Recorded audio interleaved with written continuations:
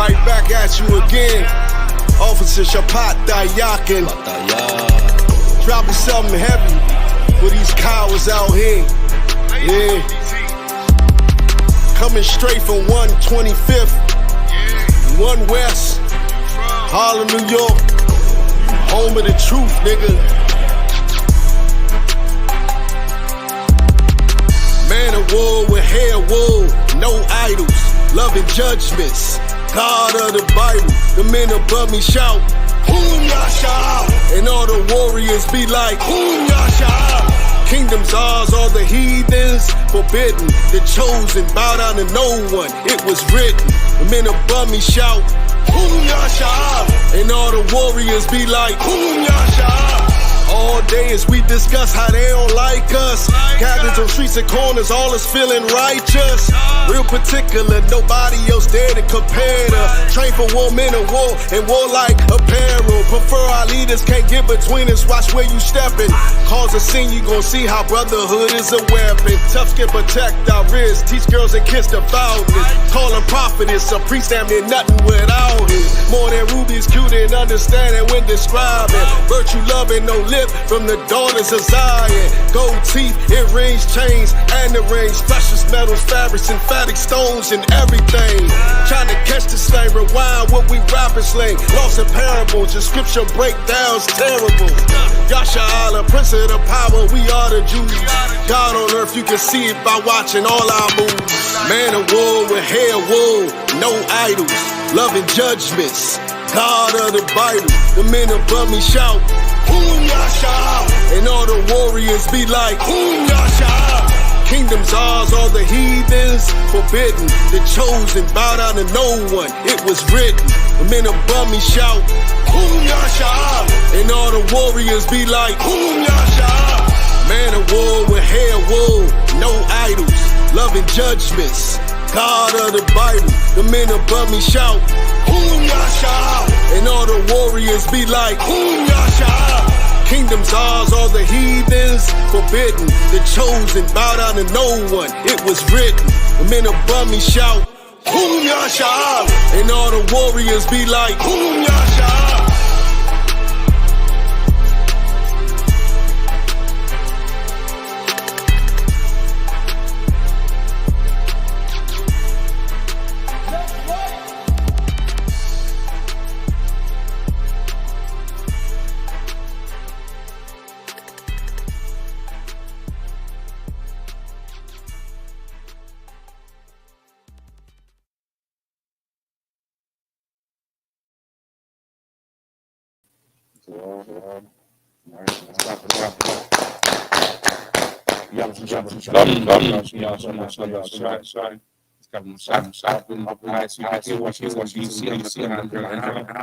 Tonight, scripture class.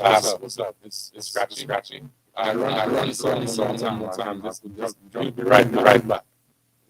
This shit gotta stop.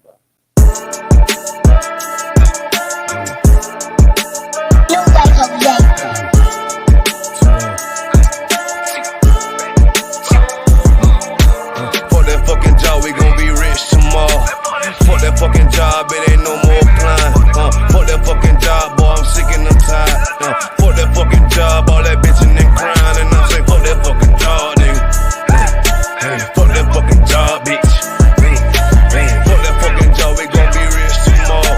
Fuck that fucking job, it ain't no more applying. Fuck that fucking job, bitch, I done had enough. Fuck that fucking job, I'm watching everybody work. Fuck that fucking job, that little pay by the hour. Yeah, fuck that fucking job, my back hurting and I'm hungry. Yeah, fuck that fucking job, nigga, on soul. Yeah, caught between the two, get this money, go home. Yeah, all these people so, all these bitches, they messy. First day I came in, I bossed up on the bosses. And they promise nigga this, promise nigga that. Want my ass to work, then bring that paper back. Sharp, where you been? I been taking the shit. Knowing damn well that I don't fucking sleep. Fuck that fucking job, we gon' be rich tomorrow. Fuck that fucking job, it ain't no more applying. Fuck that fucking job, boy, I'm sick and I'm tired. Fuck that fucking job, all that bitching and crying. And I'm saying, fuck that fucking job, nigga. Fuck that fucking job, bitch. Fuck that fucking job, we gon' be rich tomorrow. Fuck that fucking job, it ain't no more applying. shake my head disappointed. We gotta visualize, summarize, execute. All these people drop like fly, why the fuck we still here? Man, fuck that fucking job, when I pull up I hate it. Yeah, fuck that fucking job, that's on all of their faces. Fuck that fucking job, man, I'm already lit. Man, I hear one thing, boy, you bound to get hit. Man, these bills cross a nigga's brain. Damn, that's how you keep a nigga damn a slave. Damn, money supposed to be a tool. Damn, for a purpose, what's your purpose for? Fuck that fucking job, we gon' be rich tomorrow. Fuck that fucking job, it ain't no more applying. Fuck that fucking job, boy, I'm sick and I'm tired. Fuck that fucking job, all that bitch and that crying. And I say, fuck that fucking job, nigga. Fuck that fucking job, bitch. Fuck that fucking job, we gon' be rich tomorrow. Fuck that fucking job, it ain't no more applying. You know what I'm talking about? I'm sick of that shit, I know you sick of it too, man. Money supposed to be a tool, but what's your purpose though? It's supposed to benefit a purpose. Shout out Boom Man now.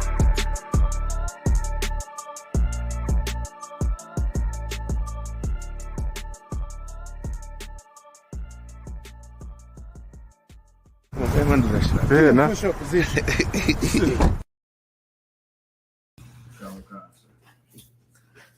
All right, let's go again. Let's clap it up. All right, testing, 1, 2. Let me know if you're hearing on the mic. All right, it's Captain Mashak, Israelite School of I.S.U.P.K, Washington, D.C., under Command General Yahanna. If you hear in type of 1, if it's not coming through good, definitely say something. All right, we had a little difficulty with the mics. So tonight we're going, scripture breakdown. If you have any questions, just raise your hand. We're going to go into a little bit of the Negro Leagues. Now, I guess Major League Baseball is integrating the records into Major League Baseball. First, they integrated us into the major leagues, and they integrated all our money and all our skill and our talent. So now, the last thing that needs to be done is to integrate the records of the major leagues. And, you got to have a reason why they decided to do it now. It got to have a reason. Either it's a political something, or over time, they want the records of the major league to be now viewed as only major league records, and records of the Negro Leagues. You get the point? Because the Negro Leagues was way better than the major leagues. I don't understand why they want to do it now. The saying is to pay respect and give honor to the players of the Negro Leagues. But of course, the white man who's our oppressor, he's the devil. And nothing he does is ever for our gain, right, in any shape, form, or fashion. You know what I mean? So we're going to go into a little bit of the Negro Leagues tonight, and also the Lord's name. All right, the Lord's name. You would hear people saying different things of Ahia and I am that I am and all that nonsense. That's not the Lord's name. We're going to go through the breakdown for it. It's in the Bible for sure.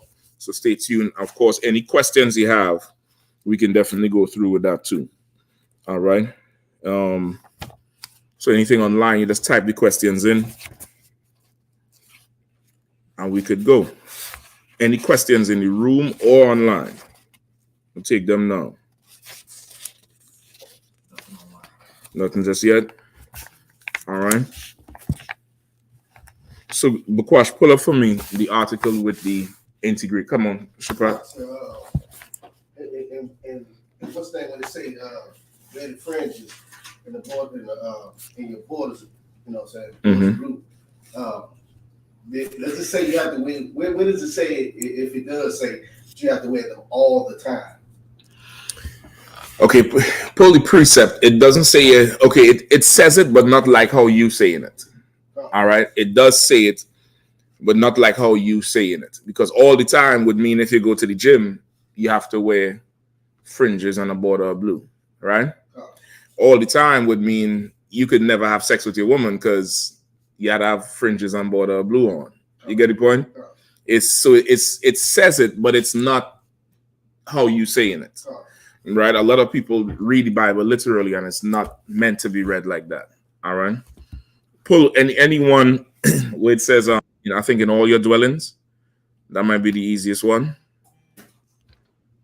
Numbers 15. Yabshin Shab Thumb. Just one or two. One, two of them. Yabshin Shab Rock a Thumb.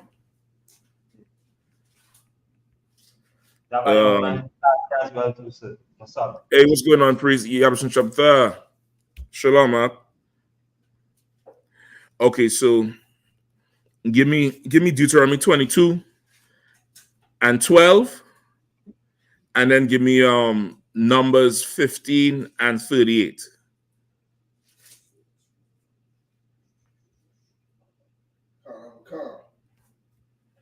Book of Deuteronomy, chapter 22, verse 12. Thou shalt make thee fringes upon the four quarters of thy vesture, wherewith thou coverest thyself. If any man... No, that's it. That's what you want, right? So this is one of our laws. You should make fringes upon the four quarters of thy vesture where you cover yourself. 4 quarters is like saying the 4 corners of the earth, or all the way around. So it's saying all the way around your garment, right? Your vesture, which you cover yourself. And this would be your garment, like your formal wear, right? Your vesture, which you cover yourself, that's a garment what you would wear more on a more formal occasion, like you go to camp, you go into class, you go to high holy day, that type of stuff. You get the point? You could also you could wear that to your slavery. You could wear it wherever. Now, your gym clothes is not formal wear. You get the point? You're going to play basketball or something, you are shorts or something on. You ain't gonna put fringes on the short. You can, but it's not unlawful if you don't. You get the point? When you go in with the formal wear, that's when you'll have your fringes and your border blue on. You understand? Give me the other one I asked for. Numbers, I think. 15 and 38.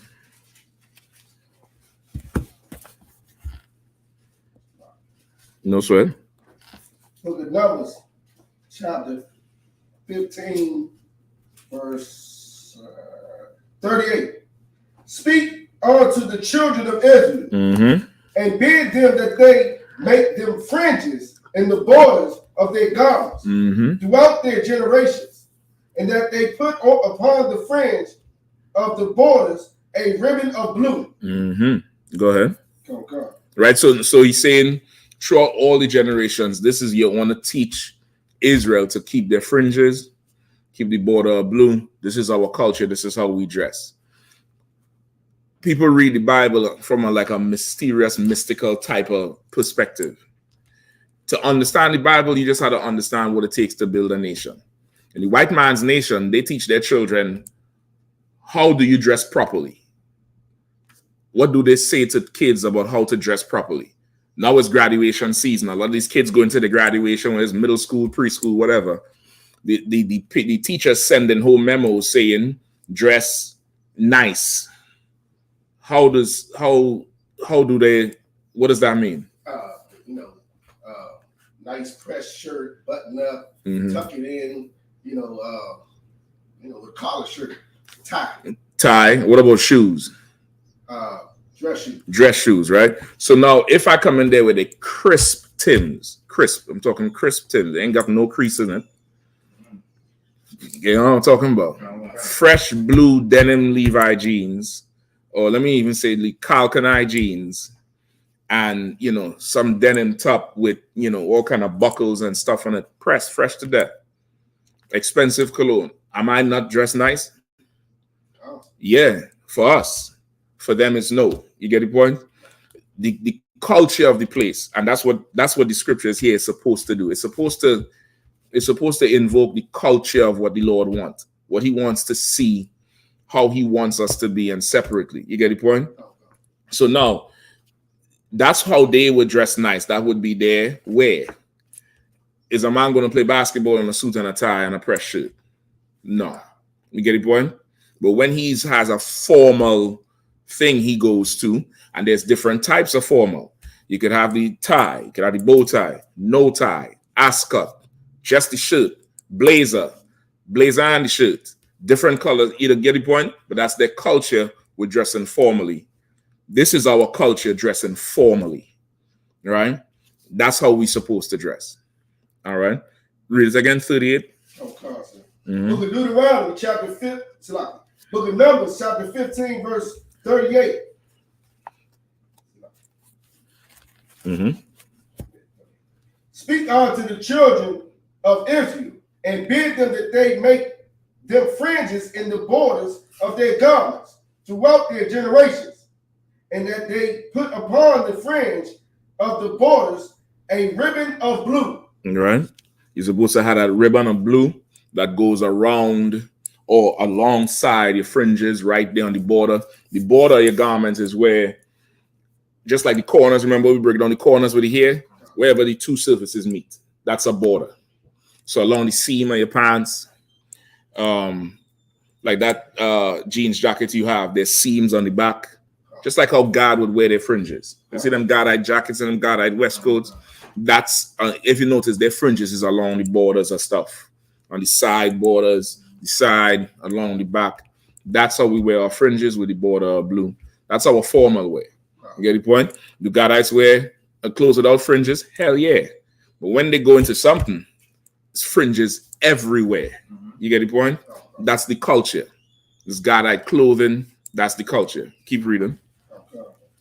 Verse 39. And it shall be unto you for a friend, that ye may look upon it and remember all the commandments of the Lord, and do them, and that ye seek not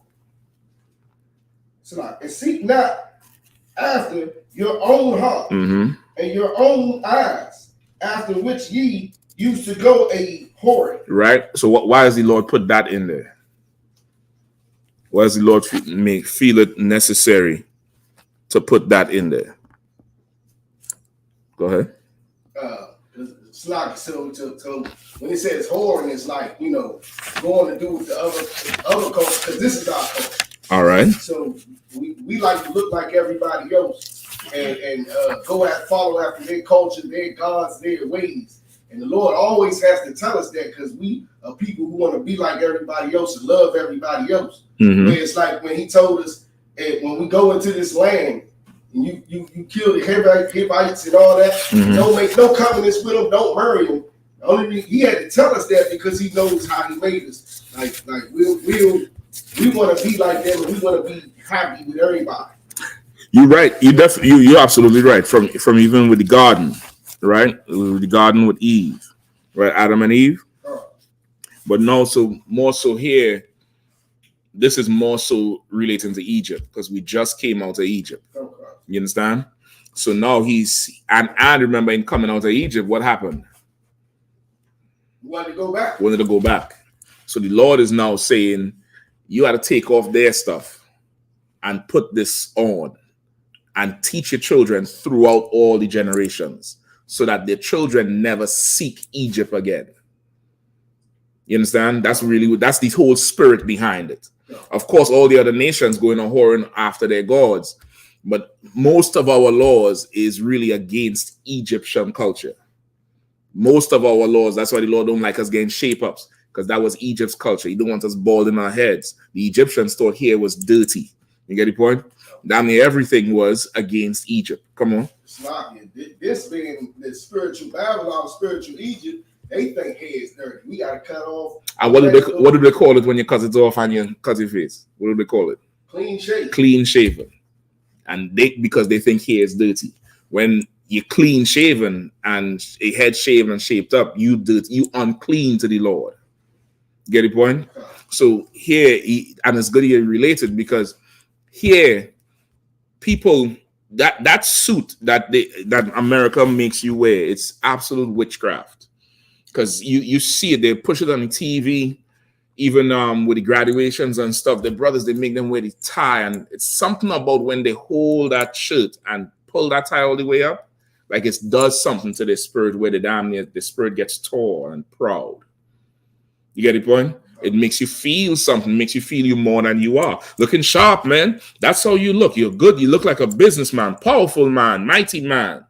When that day is you telling the oppressor you are a willing slave. That day is you telling him, yeah, I'm ready to get down with you. Now you show up to their formal way and your formal way. You telling him, I'm here because I have to be here, but my allegiance is with the Lord. My allegiance is with the Lord and with my people. And they see it and they all look at you funny. They all look at you like, just like if somebody would come to the Passover in a suit and a tie. No, they ain't going to turn them away because it's an Israelite. But everybody going to be like, what is this brother? They not like that. Go ahead, I'll come and see you. There was a brother who posted a picture, some time ago, and he was at a formal event. I don't know if it was a graduation. I think it was one of his graduations, something like that. Mm-hmm. But he took a picture with about 8 or 9 brothers. Okay. And all the brothers was in suits and ties, and he was in a garment. And he stood out. And really, if you put this in your chest, if you put this, the culture, not being carnal and literal like the oppressor, but you put the culture in your chest, the garment you're going to wear, because everybody wears different garments. Everybody has their own spirit. Everybody has their own style. Everybody going to wear what they want to wear within the confines of the law. You get the point? We not cookie cutter in here where everybody in the same boring ass color, the same dumb clothes, looking dumb and stupid. Everybody is down there like, whoa, whoa, whoa. You looking around and everybody looking fly in what they wear. You actually take on the culture. You will walk into a place with Armani suits and the most expensive suits, and your shit is going to blow that out of the water. I done seen it. Like the picture you talking about. The brother there with other men in his suit, but his garment, it just stand out to the point where you don't even care what that suit's looking like. You want to see the detail, the studs, the fringes, the leather work. You know what I mean? It just looks way better. And that's the Lord's culture he gave us. So the fringes is part of that. And it's to make us remember to never go back to them people or any other gods. Go ahead. It's like I remember when I was at the Midwest Cookout. Mm-hmm. And I think it was a brother that showed up because Captain Zari out the Bible. Okay. And he was like one of the Kemet brothers. So he had like the Kemet type of garments, this, that, and the third. And if he didn't stick out like a sore thumb, it's like when he walked in, everybody was like, man, who was this guy? You know what I mean? Just completely stuck out. It wasn't us. Yeah, definitely. He was us. I get you. He is a brother, but once again, we'll always cover ourselves with the fig leaves of the other nations. That's what Adam and Eve did. Them fig leaves is the philosophies of the other nations. Our people is heavy into Africanism and Pan-Africanism and Kemet. Some of our people into Islam, Christianity, whatever. And they will gladly wear those things and be proud of it. Absolutely proud. He had on an ankh. Was he wearing an ankh? All that Kemet stuff. Right. An ankh is supposed to be what? The circle is supposed to be the woman's womb. And the bottom piece is supposed to be the male phallus. So you're walking around with a big rod on your chest. And you're proud. Same thing with the tie. The tie is a phallus. The tie, the monument is the tie. It's a phallic symbol. And they pull that all the way up to the neck. But that's not ridiculous. They look at us like we're ridiculous when our garments don't represent nothing LGBTQ or sexual or nothing. I just think this is fly. You understand? The Lord wants us to take on our culture, and the fringes help it. Because you will not find fringes in any other culture. None. You won't find it anywhere. The 12 tribes, historically, even if you want to put the Bible aside, historically, you will not find fringes anywhere else. Show it to me anywhere. Even the Magun Dawadah, we about to Magun Dawadah. It doesn't say anywhere that we have to wear it, but it's just flat. It's David's signature. You get the point, and it's that's all it is. So the whole thing is supposed to inspire where this is your culture you buying into. You understand? Where we at? 39.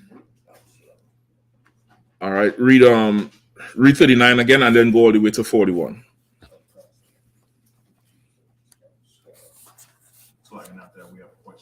No sweat, we'll get to it.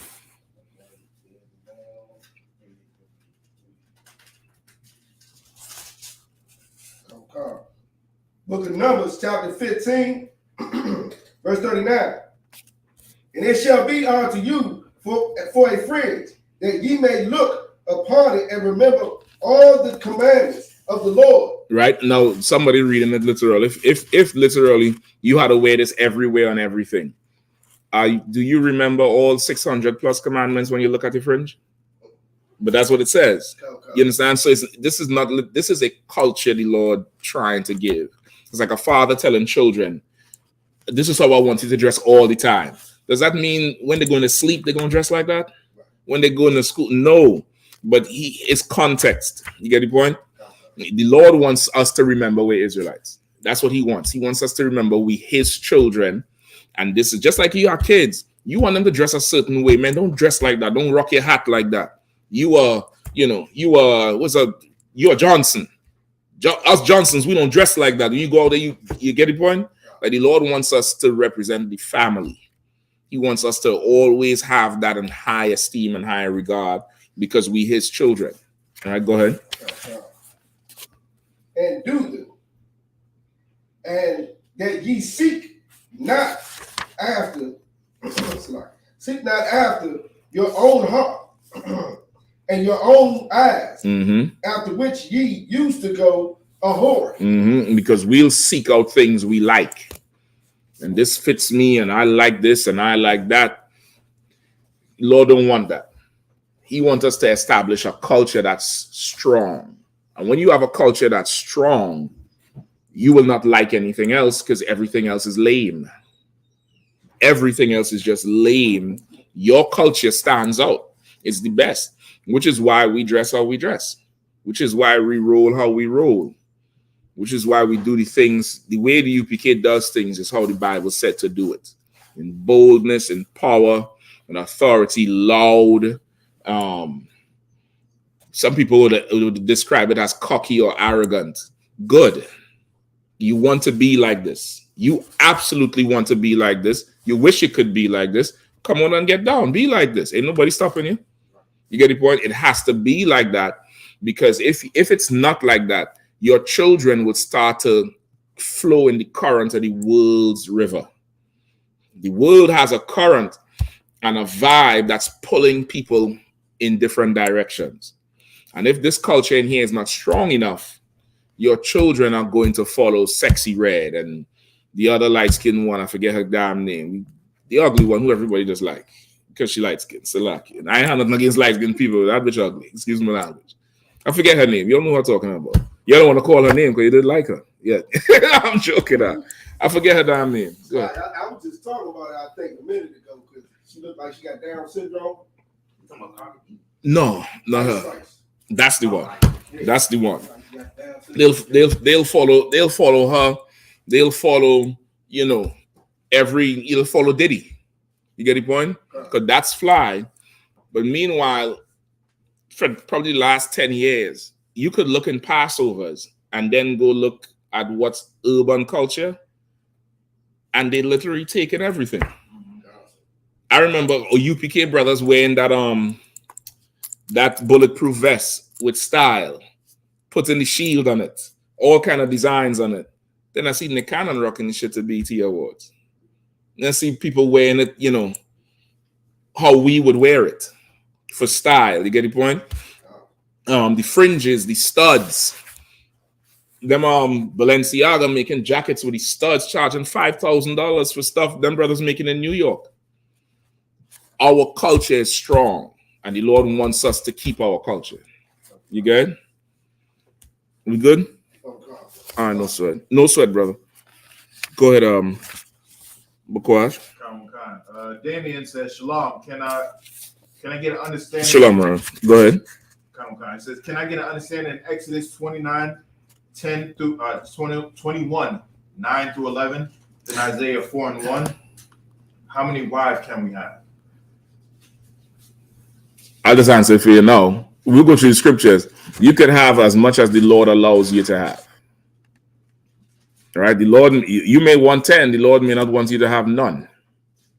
And that's just that. You may not want none, and the Lord wants you to have 10. And that's just that. You're going to have whatever the Lord wants you to have.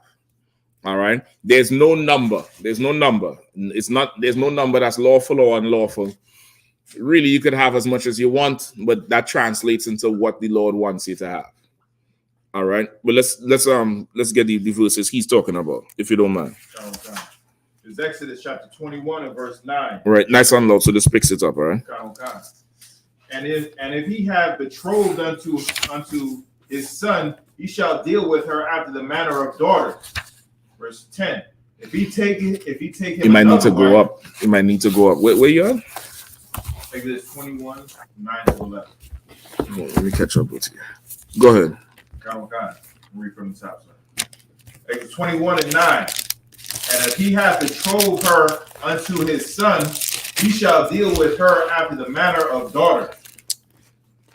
If he take him another wife, her food, her raiment, and her duty of marriage shall he not diminish. Mm-hmm. And if he do not these three unto her, then shall she go unto free without money. All right. This here is part of another not concept, but scenario where a man's daughter is sold as a servant, a maid servant.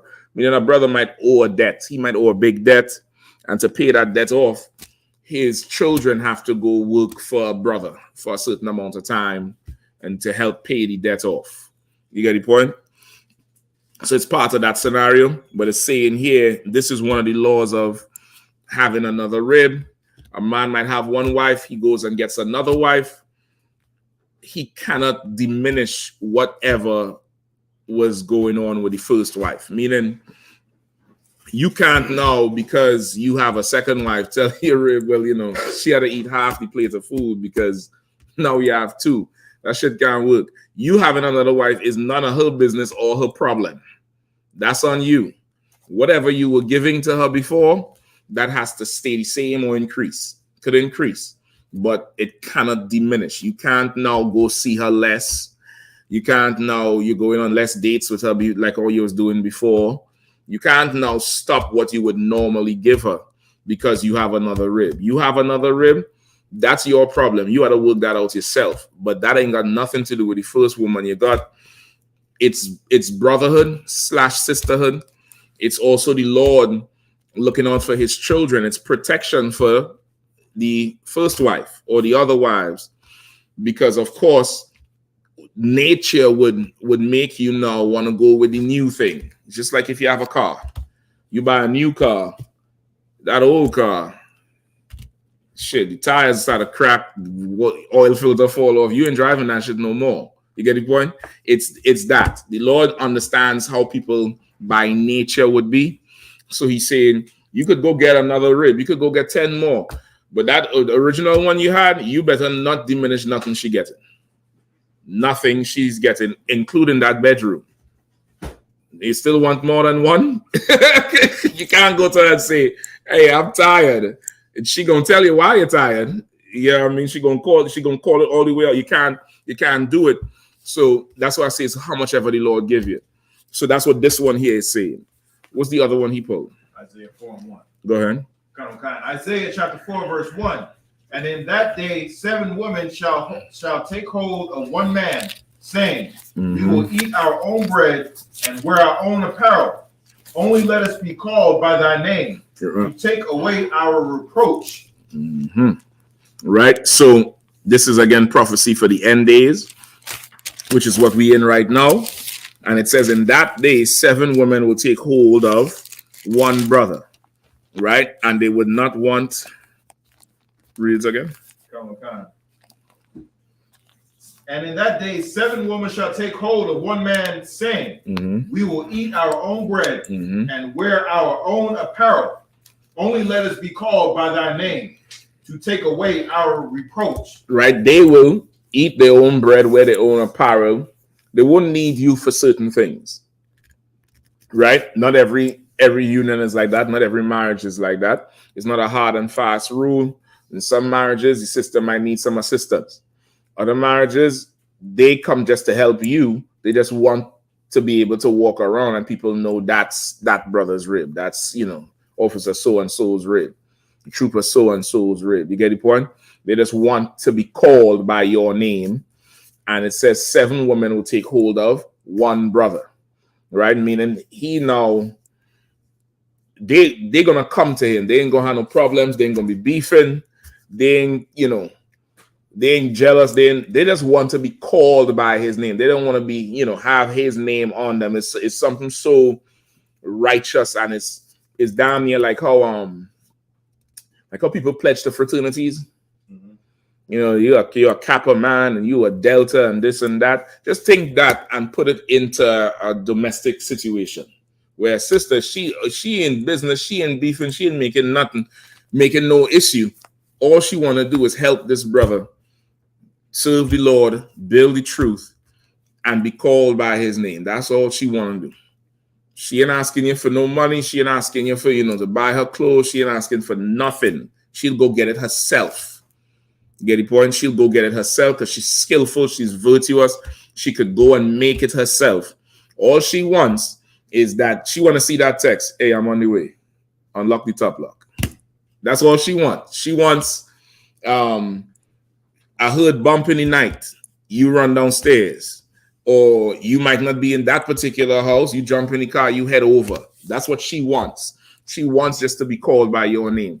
All this is proof you could use in the Bible that multiple wives is absolutely lawful and fine and right as rain.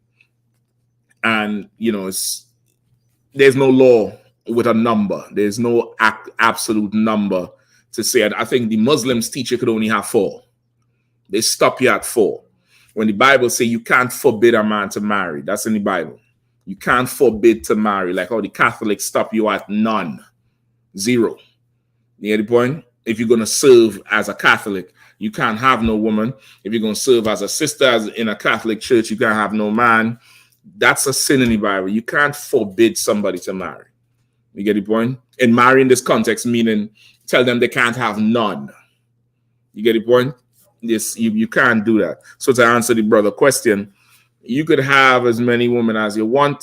You have to keep them all. And it would behoove you to get the woman that the Lord wants you to have. Because you get a woman that the Lord don't want you to have, you're going to wish you had none. I hope you understand. He's good? He has another question. Mm-hmm. I'm just going to assume what he's saying because I think he's typing. But anyway, he says, so what is the reproach of these women? And he says Israel, but I'm thinking it's Isaiah 3:16 through 24. Okay, he's asking what is the reproach? Okay, Isaiah 3 is talking a whole lot about the punishments of Israel, especially the sisters. I'm gonna give you in a nutshell what you could read it. I'm gonna make it concise after. Go ahead. It's Isaiah chapter 3, verse 16. Moreover, the Lord saith, because the daughters of Zion are haughty and walk with stretched forth necks and wanton eyes, walking and menacing as they go, and making a tinkling with their feet. Mm-hmm. Therefore, the Lord will smite with his scab the crown of the head of the daughters of Zion, and the Lord will discover their inner secret parts. Mm-hmm. In that day, the Lord will take away the bravery of their tinkling ornaments about their feet, mm-hmm. and their calls, and their round tires like the moon, mm-hmm. the chains and the bracelets and the mufflers, the bonnets and the ornaments of the legs, and the headbands, and the tablets, and the earrings. Right. So he's okay. The Lord is saying here, because the daughters of Israel are proud, right? And pride usually follows sin, right? You see somebody who's extra proud, you damn near could follow the breadcrumb to just sin, right? Just think about, Trump, Diddy, there's some old proud ass bastard, Eddie Long, The other one, Jamal Bryant. That you could just damn near assume it's there. You just ain't seeing it yet. You get the point? And he's saying because the daughters of Zion are haughty and proud, walking forward with stretched forth necks, going against the Lord, he is going to punish them and take away the things that make our sisters glorious. Our sisters are already beautiful, but our sisters have style and flavor, and the clothes they wear, the way they present is so on point. He is going to take it all away. Right? Read it again. You can start from 16. That's the one. Verse 16. Moreover, the Lord said, because the daughters of Zion are haughty and walk with stretched forth necks and wanton eyes, walking and menacing as they go, and making a tinkling with their feet. So walking with wanton eyes, like your eyes just searching, always looking for something. Always looking for something. You see it in the world where you walking around. I come to you might walk around, or you driving in a car and a sister is walking on a woman walking on the street, and her eyes is down near in the damn car with you.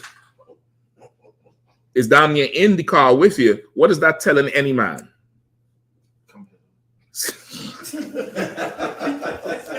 He said, "Come hither."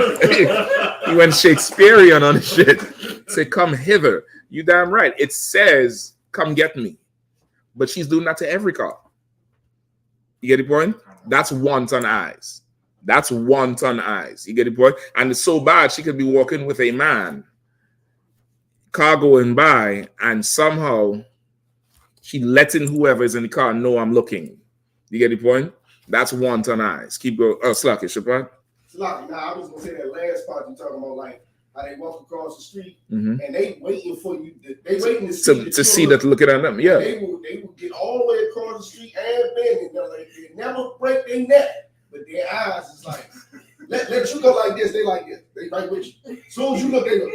You know what I mean? Because they're waiting on it. Yeah. You know what I mean? They want it. It's like they need that attention. Yeah, it's bad attention though. Everybody. It's bad attention. I can tell you that. It's horrible attention. But, you know, they do it. You get the point? Get your shades ready for camp, Akim. That's all I'm saying. Keep going on. Verse 17. Therefore, the Lord will smite with his scab the crown of the head of the daughters of Zion. And the Lord will discover their secret parts. Right. So the Lord is saying, because our sisters have become like that, he's going to smite with the head, the crown of the head with a scab. Because why? Our sisters always had hair, and now we have sisters struggling with hair to grow their hair. It's a curse from the Lord. Discover the secret parts. The secret parts. What is that talking about? They scab. The scab is the scab on the crown of the head. That's the baldness.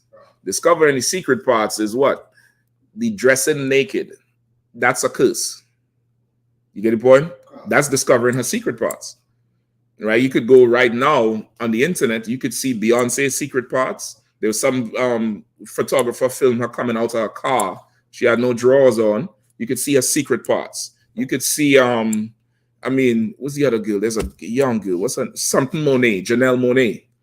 Last year after the one of them awards or Met Gala or something, she took all her clothes off and went up on the bar in the damn gala and was dancing. She had on, of course, the underwear under it, but she's took the dress off and was up there twerking and dancing and stuff. And in today's society, what do people say about a woman like that? She's free and she's empowered. You can't shame her. No, that's a curse from the Lord. Everybody could see your parts now. The sheiks in Saudi Arabia is flying your women out to piss on them and defecate on them and make them have sex with their sons. It's a curse. You get the point? Keep going. Verse 18. In that day, the Lord will take away the bravery of their tinkling ornaments about their feet and their culls and their round tires like the moon. Right? All that's talking about the jewelry, the tinkling ornaments they wear on the ankles and the chains and the jewelry, the tires. I think it's talking about the big hoops, the things that we would wear. The Lord is saying he's going to take all that away. Go ahead. Verse 19.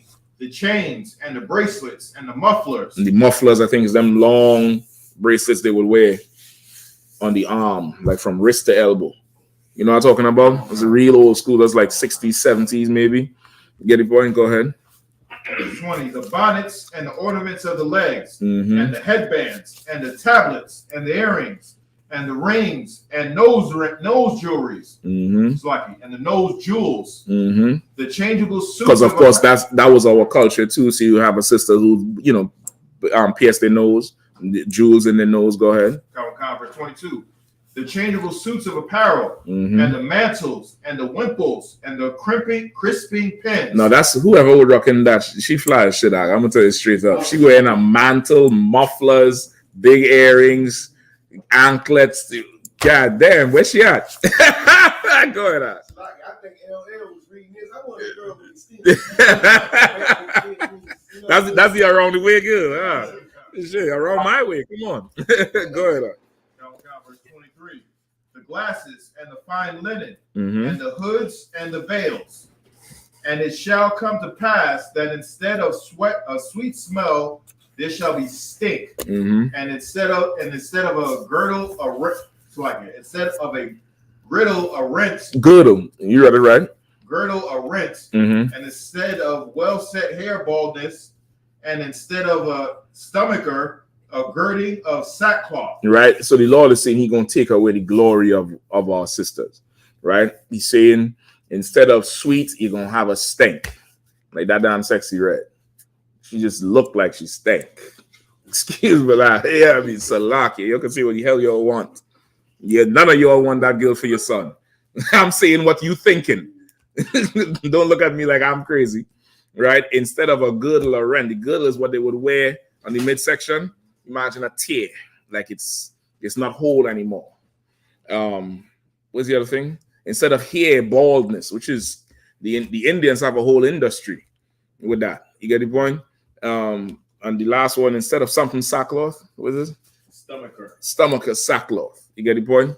Like the Lord is saying He's just taking away all the glory. And that's where we're at right now. Right? That's it. Right? That's where He stopped? There's a little more. What was his question on this? What was their what was their reproach? What was their reproach? Okay, this is not their reproach. This is their punishment for disobeying the Lord and becoming proud and haughty. The reproach is in Isaiah 4:1. And it's something so valuable. And most of our sisters lost it today because of the oppressor. The white man done put a culture out. And he, in essence, done took away their reproach. And when I say take it away, meaning he hasn't remedied it. He just made it not matter anymore. It's just non-existent. They don't even know they don't even know they're in that situation to be reproached for. Read Isaiah 4:1 again. Isaiah 4:1. And in that day, 7 women shall take hold of one man, saying, we will eat our own bread and wear our own apparel. Mm-hmm. Only let us be called by thy name, Mm-hmm. to take away our reproach. What is the reproach?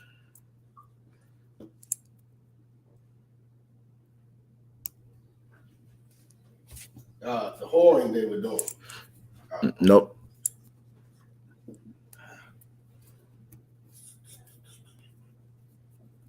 Sis? Is it not having a man? Not having a man. That's the reproach. At one time, it was a shame for a sister to not have a man. It was an absolute shame. They'll say something's wrong with you. Something wrong with you. You don't have a man? What's wrong with you? The older generation would do it a lot. When you gonna give me grandkids? When some? What's going on? You know who still has it in the culture? Them Latino tribes. Them Latino tribes have it as part of their culture. That's why you would hardly find one of the Latino sisters 30, 35 with kids and no man. You'd hardly find it. It's more common amongst Judah, Benjamin, and Levi. But the Latino tribes, you see her with them 4 kids, she got a man somewhere. and he been with her since 13. You get the point? It's damn near a shame in their community for her to be a woman and not have a man. It's like a flower that can't attract bees. It's like that. It's like, what was he talking about? Imagine you have a slab of meat and no dog would eat it. What would you say about the meat? Would you say the dogs is not hungry and the dog's stupid and something wrong with the dogs? If every dog come on, no. No dog is eating that. Naturally, you say something's wrong with the meat. If you don't have a man, it's a reproach. It's like saying something's wrong with you. How could you not have a man? You're a woman. You born with the things men want. Men go to war for you. Men will kill for you and die and do the most stupidest things for you. You don't have one? You don't even have to try to have a man. I don't know if y'all understand that. Women possess tremendous power in the earth. Y'all know y'all just sitting on power. Y'all don't really know it because y'all listen. If y'all knew it, we'd be on top. Hell, don't put it like that. The sisters in here know it. They'll know it now. But in the world, women know they could manipulate men, but they don't understand the power they really wield. So for a woman to not be able to have a man, over time now, this is not, she was trying to get with this brother and he don't like her. They just might not be compatible. But you mean to tell me you reach the age of marriage, which is 18, 19, somewhere around there, 17, 18, 19, you start courting a little boyfriend for a few years in order to get married. That didn't work out. 2021, another brother. That didn't work out. 34. And you like Maya marrying herself. You all remember that singer Maya? She had a wedding where she married herself. Something wrong with her. Everybody see what Maya looked like. Everybody liked Maya. Everybody did. She don't have a man? Something's wrong with that girl. Something's broken in her. She may have childhood trauma where she can't connect to somebody. She can't bond, or from young, they're blowing up her head. She's so pretty. She's so this. And she thinks she, piss champagne and fart perfume. And she's just God's gift to man. And that's that. But something is broken in her where she could never, ever get with a brother. That's a reproach. That's a reproach. The woman, give me, go to the Apocrypha, right? Go to the Apocrypha with Tobit. Because I started laughing. Go ahead, Art. Yeah. Hold on. Because I see the volume is all the way up on that.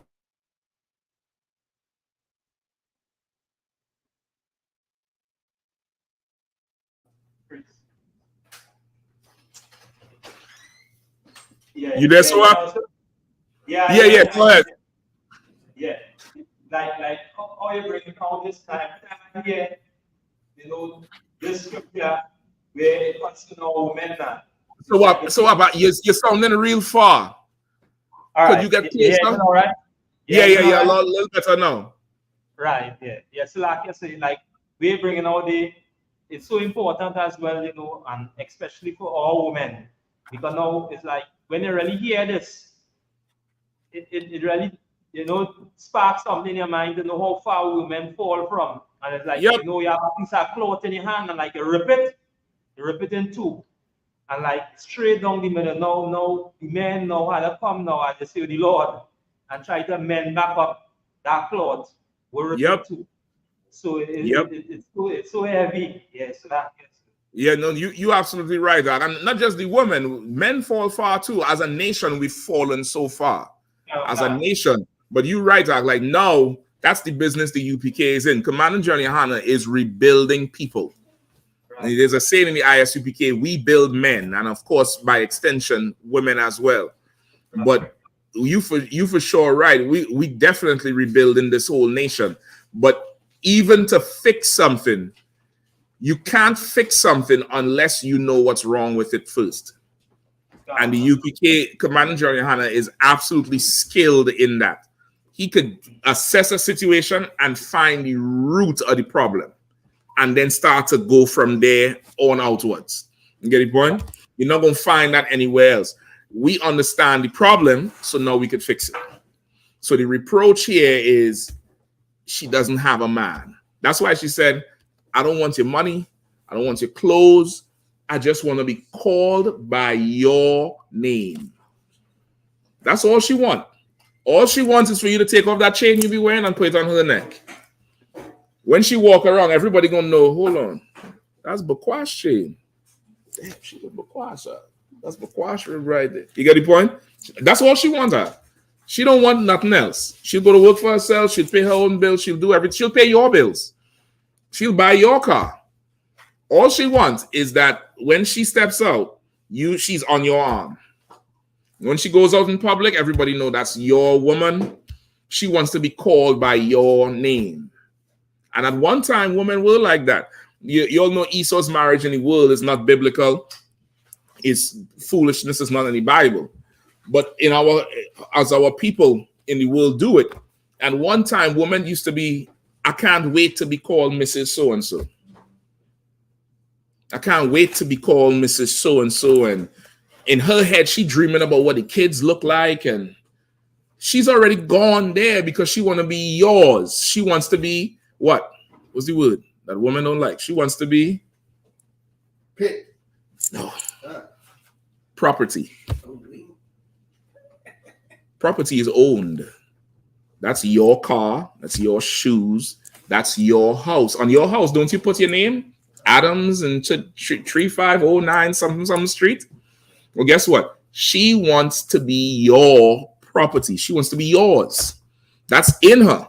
The oppressor made sure through music and TV and movies to take that spirit out of us. Not just the sisters, out of us. Because two hands to clap. Women now stray away from that. I don't need a man. Don't want a man. Don't want to see a man. I can be a man. The other side is what? I don't want you anyway. Bees ain't nothing but tricks and hoes, right? He did it on both sides.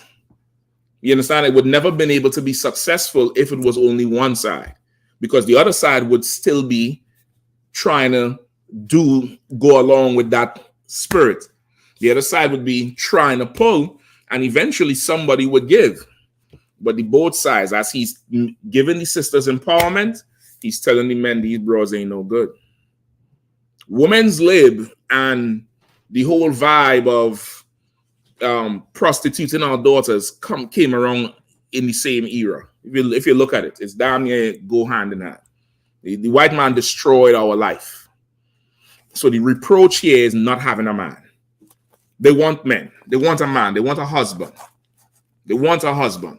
They'll go as far as really picking any husband. That's what they'll do. Look at Serena Williams. This is the best tennis player ever on the earth.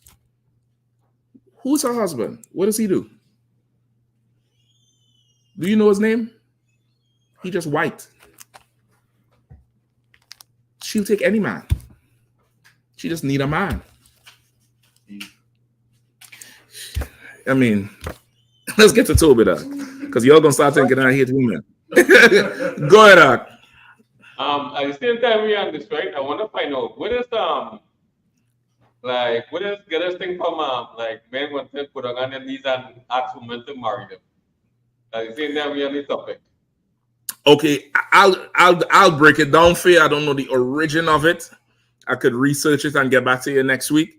But the spirit of it is woman worship, right? It comes from woman worship, going down on your knees and worshiping women. There's religions that have women as gods or goddesses, like Ishtar or Ashtar or Ashtoreth, with the many breasts, right? So you have the sexual aspect there already. And also our oppressor, he's an effeminate, right? He's an absolute effeminate. He likes the strong woman who would dominate him. So the whole heart flutter and the anxiousness and the anxiety of a man going down on his knees and asking her, would you marry me? It's that you making her a superhero or a titan or something so big. That's why you had to pray about it, and you had to go get the biggest ring, and you had to tell everybody and go down on your knees, and then everybody's in waited breath and they're filming because they want to know what would be her judgment, because she's in power. It really comes from woman worship. When in the Bible, brother, and I say this with all love, and I know it because I learned from Commander and Yahanna, women are property. She belongs to her father first. And for you to marry her, you don't go ask the property. You talk to the property's owner. You understand? That puts things in a whole lot more perspective. Because now why? She's his property. That's his princess. She'll be good to her father because she wants her father to pick the right man for her. And she'll see, Daddy, I don't like that one. You sure? I think you should have known. Check him out. Then she'll see one she like. She'll say, I like him. And she'll be looking at the conversation. She might come and bring drinks. Hey, are you brothers thirsty? You know, Dad, I know you like this drink. Brother, which drink do you like? She acting like she ain't interested in you and she wants you. But she's on edge because this negotiation is above her head. And she's just waiting for the judgment between two men. That culture is what we need back. You get the point? We don't need proposals. That is some weak, effeminate shit. Bitch say yes, you started crying. You started breathe like you getting a heart attack. You think she gonna respect you? And in 5 years, you know, Deshaun putting about this in her. And she making all kind of noise she never made with you. Because you've got on your knees, nigga, and cried. What's she gonna do to you? No. The whole thing is backwards. The whole thing is backwards. You should never, ever do it. You should never do it. Really, it should be the other way around. And that's in the Bible. That's what, who was it, Ruth? Or Esther with Boaz? That was Ruth? You also should go read about Ruth. Ruth's, I think, mother-in-law told her, because her husband died, I think, before. And the mother-in-law told her, go to Boaz and go work for him. And go, she said Boaz, usually after they done thresh the wheat, he usually sits somewhere and chill and lay down and fall asleep. She told Ruth, go down there and do that feminine thing. And Ruth went down and laid on his feet. As he laying down, she laid on his feet and covered herself and fell asleep there. He woke up and he's like, woman, what are you doing? And she started, my Lord, something, something, something, that she prayed he would marry her. That's the better way. Because when you say yes and she cries, that's more natural. You big burly ass nigga. It's the best day of my life. Bitch. Excuse my language. All right, let's get to it. Book of Tobit, chapter 3, verse 7. No, I don't think that's what I want. Wait, where you at? What's 3 and 7 saying? Go ahead. It came to pass the same day that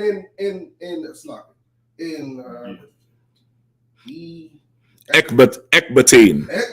Go ahead. A city of Medea, Sarah, the daughter of Regel, was also reproached by her father's That's name. It. Verse 8. Because that she had been married to 7 husbands, whom Asmodeus, the evil spirit, had killed before they had lain with her. Right. So this sister right here, right? Tobit, he had a son called Tobias. And in our culture, the first cousins have rights to each other before anybody else. This sister was Tobias's first cousin. Tobit told Tobias what to do. to go get the sister. When he got there, he knew ahead of time the sister's issue. The sister had a demon on her called Asmodeus, right? Many women have that demon today, and some men. This demon was in love with this woman so much, he would not allow any man to get near her. Sounds familiar? No matter how hard I think that J-Lo got that demon. She don't know who to get with, right? So this demon would make her strangle the men in the marriage chamber so that they never have sex to consummate the marriage. And she killed how much of them? 7 brothers. 7 brothers her father approved. They had the wedding party, and the night they were supposed to go and finalize the marriage, the next morning them niggas cold, stiff as as bricks, and she on the bed crying.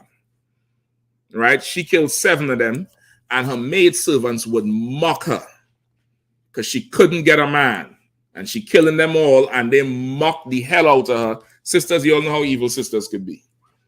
Y'all know how evil. Y'all think Eve be evil to us? Y'all better go put a bug in them friend circles and see. The one who get up and go to the bathroom, oh boy, they're gonna talk about her like she's Satan.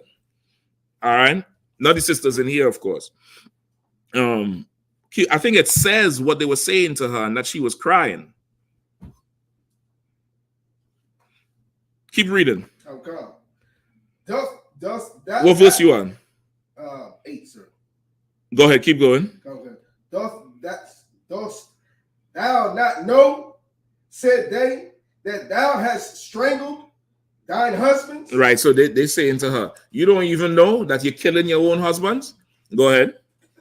Thou hast had already 7 husbands, neither was thou named after any of them. Neither was what? Thou named after any of them. Neither was thou what? Named after any of them. Why was that? Why did they say that? Because that was important. To be named after that man. That's so-and-so woman. He's like, you had 7 and none of them niggas gave you the name. Something wrong with you, Gil. That honey ain't sweet. That sugar is salt. You know, women are. They're driving this girl so insane. But she has a demon on her that would not let her get with a man. That Maya we was just talking about, the R&B singer, that bitch married to Asmodeus. And she said she married herself. She's with Asmodeus. She has a long-term relationship with that nigga. Keep going. Okay. 9. Verse 9. Wherefore dost thou beat us for them? Mm-hmm. So now they're asking her. She say, so now because you killed your husband, you now want to beat us for them because we talking the truth? Because of why? She getting angry now. She's vexed. And she want to do something. Because remember, these is her chambermaids. This is like her servants. And they talking shit to her. And say, what? You want to beat, Israelite women are.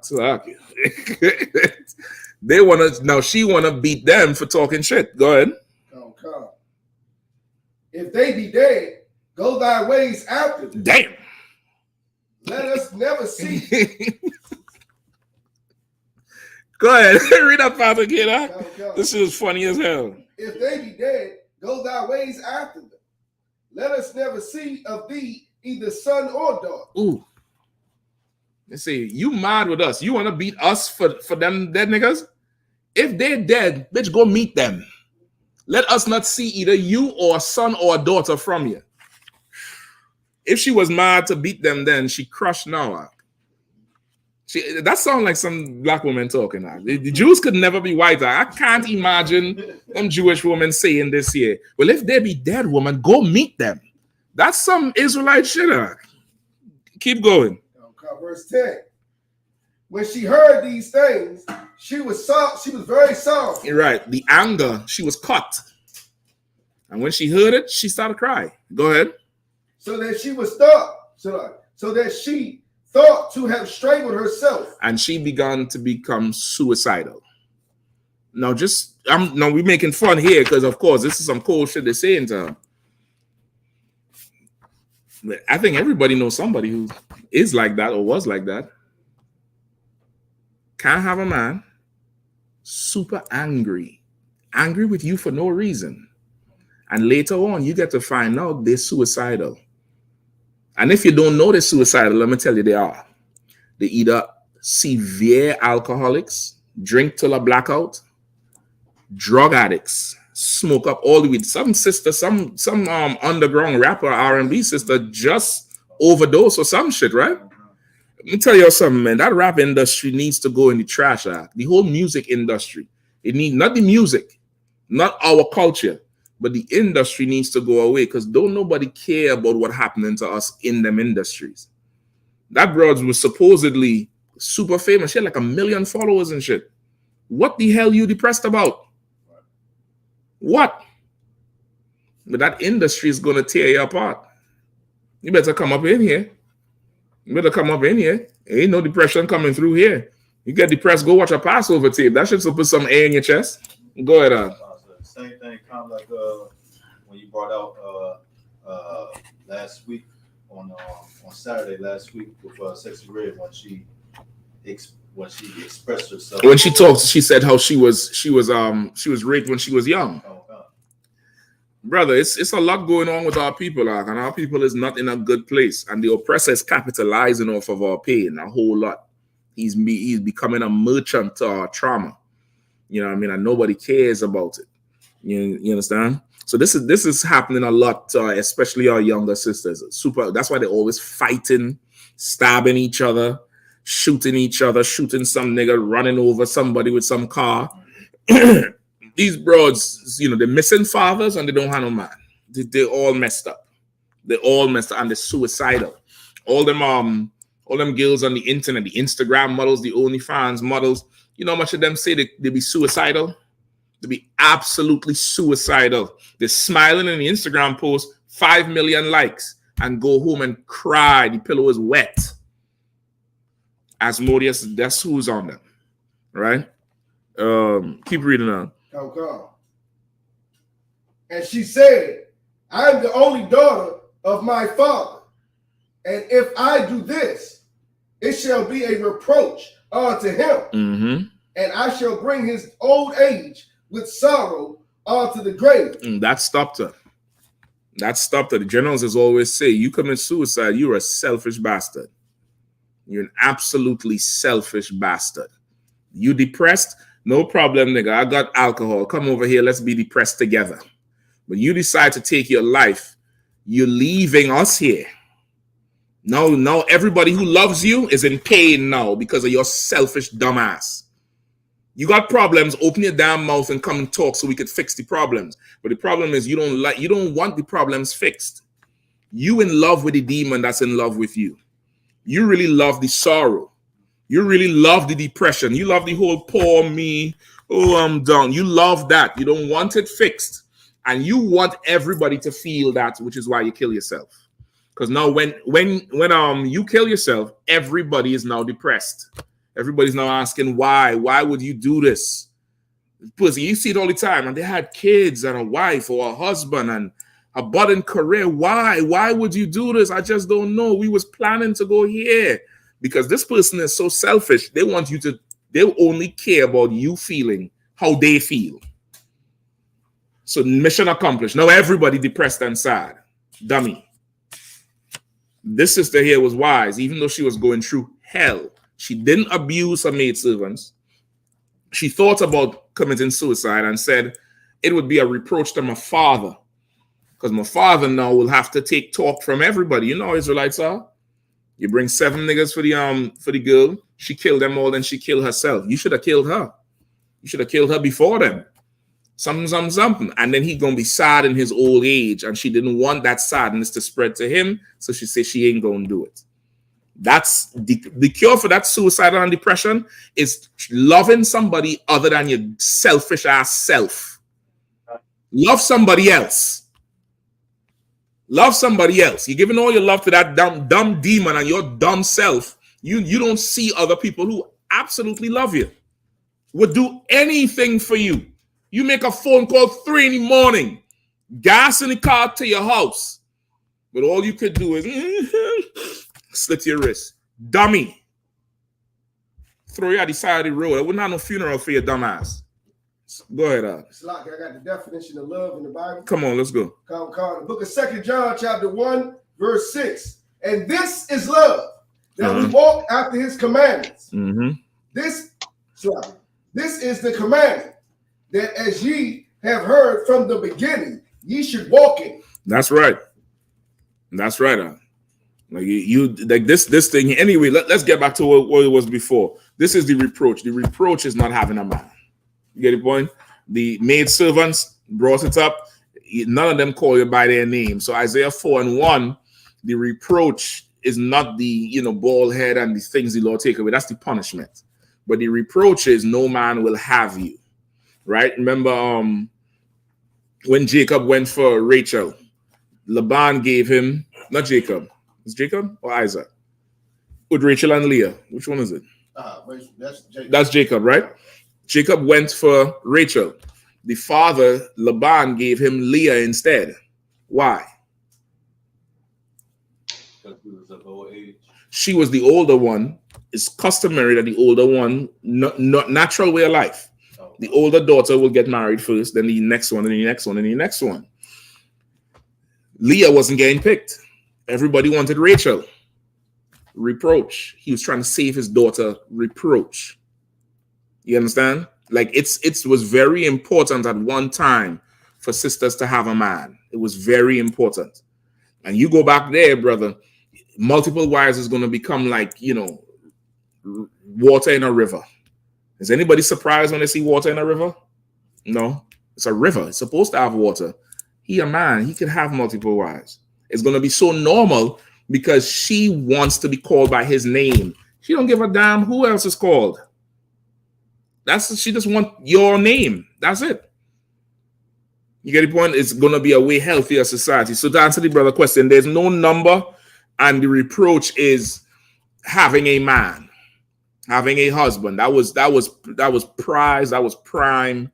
That was really a sister's, that was completion of life down there. Because from a husband comes what? Children and protection and guidance. It's like a father.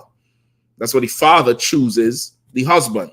Because the husband replaces the father. He's now going to take over from the father now and go straight to the grave with this girl. All right? That's what it is. All right? We good on that? We good? Anything else? No sweat. All right. So now let's get the Lord's name. All right. Let's get the Lord's name. So what are some names they say for the Lord? What do they call them? Go ahead. Yeshua. The hell is that? Yeshua. He say Yeshua is a sneeze. Achoo. He say muzzle tough. All right. Yeshua. Go ahead. What else you have? Yahweh. Jah. Allah. Go ahead. Yah. That's a newer one. Right? I believe that's a newer one, right? Jehovah. Now that's written in the Bible. So of course that's not the accurate translation, but it's there like how Jesus is written. You get the point? All right, so we're gonna get the Lord's name. They say Ahaya as well. Ahaya, or I am that I am. They say I am that I am is his name. The great I am. That's the name of the Lord, and that is absolutely not the name of the Lord. All right, so first get me that in, I think, Exodus. All right. Where did that come from? Hold on. Let me catch up with you. Let me know if there's any other questions, Bukash. That was time I.S.U.P.K said. They also say sweet loving Jesus. Sweet loving baby Jesus. Hugs and kisses.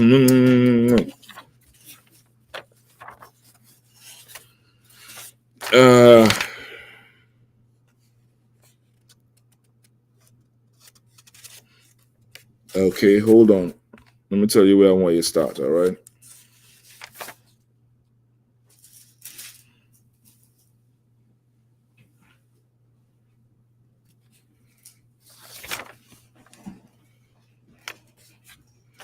Okay.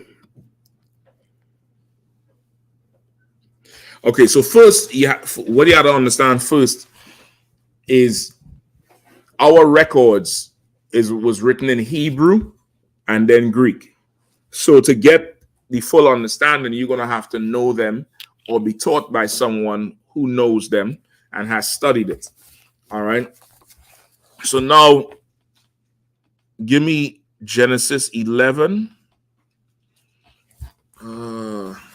Yeah, let's start there. Genesis 11.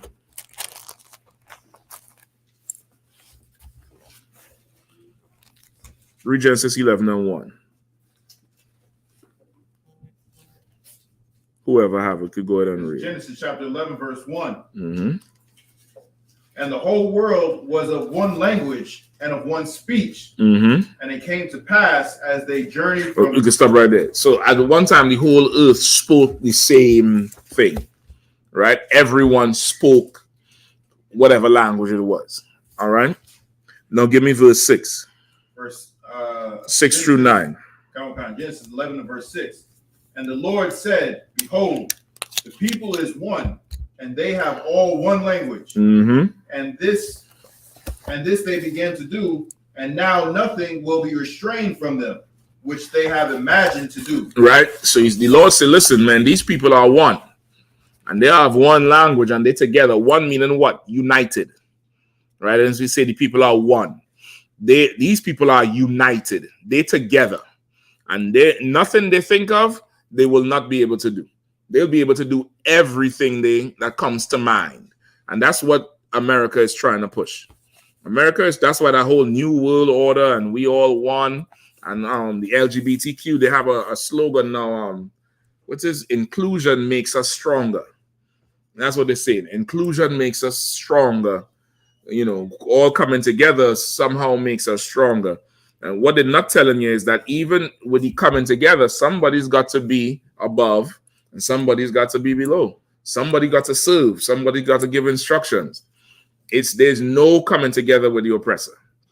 Right? Keep going. Verse 7. Go to, let us go down, and there confound their language, Mm-hmm. that they may not understand one another's speech. Verse 8. So the Lord scattered them abroad from thence upon the face of all the earth. Mm-hmm. What verse you at? Verse 8, sir. Okay, go ahead.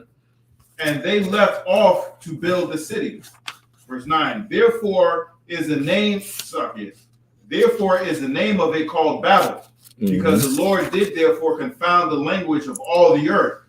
And from thence did the Lord scatter them abroad upon the face of all the earth. Right. So now this is the Lord now breaking everybody up due to the tongue, to the language, right? And till this day, it affects even the 12 tribes. It affects even the 12 tribes because through our captivity, the Bible says we would learn his laws in a bastard tongue, right? With a stammering lips and a bastard tongue. And now some of us speak English, French, Creole, Portuguese, Spanish. With the Latino tribes, their Spanish even varies amongst them. Mexican Spanish is not Dominican Spanish. You get the point? And them two Spanish is not what the Spaniards speaking. It's all different. And languages keep you separate, even from the days of Genesis. It keeps us separate, which is why it's good to know some Spanish. And it's good for the Latinos to learn some English. So we could communicate, so we could see we're the same people. You understand? Without that, it keeps us too separate. All right. The Lord gave us a language, though, it's called Hebrew, the Lashawan Kodash. All right. Keep going. Now give me go to Genesis 10, 24, and 25. So probably just take a look outside there. It's Genesis chapter 10 and verse 24. Right? 24? Yep. 24 to 25. Genesis 10 and 24. Start at give me 21. Slacky, just tell him, look, he had to go and walk. Stop him quickly. He don't got to go and walk. Just tell him, take a look and see if somebody was there.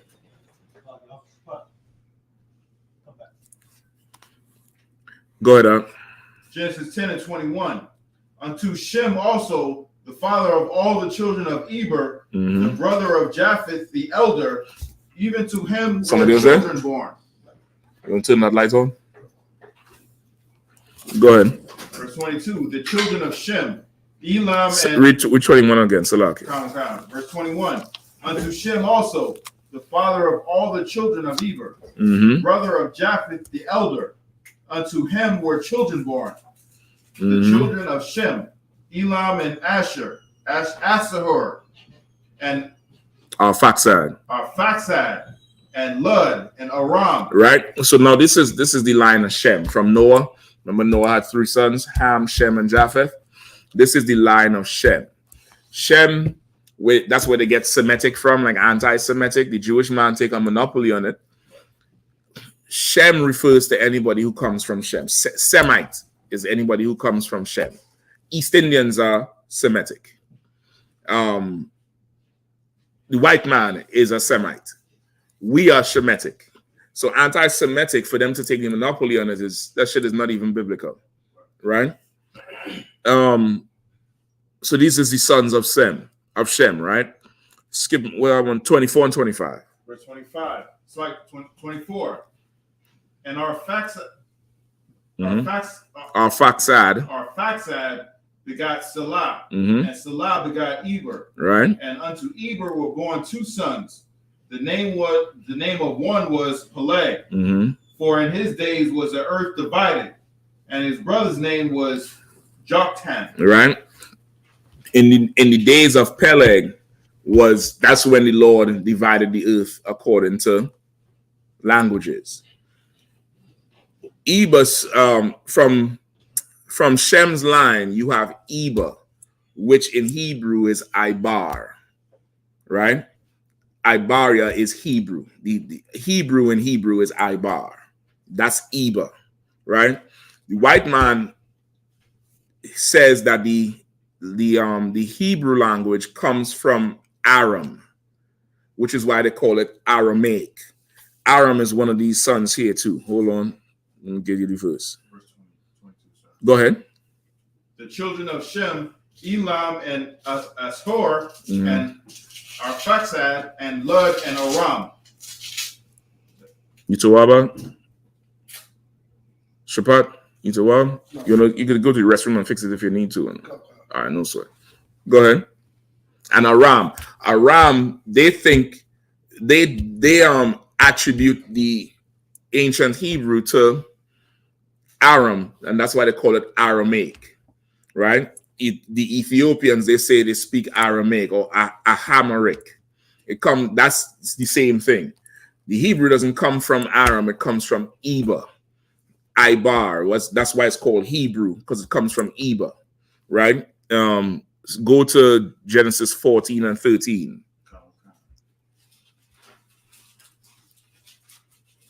Genesis chapter 14 and verse 13. And there came one that had escaped, Mm-hmm. and told Abram the Hebrew, for he dwelt in the plain of Mamre. Mm-hmm. Read it again from the top. Genesis 14 and 13.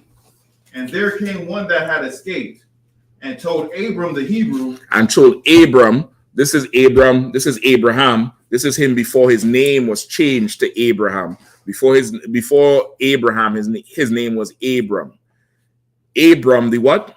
The Hebrew. The what? The Hebrew. The Hebrew. All right. Hebrew because of the language they spoke. Right? At that time, everybody was a Hebrew something, which is where we are called what? Hebrew Israelites, because we are the sons of Israel from the people who speak Hebrew.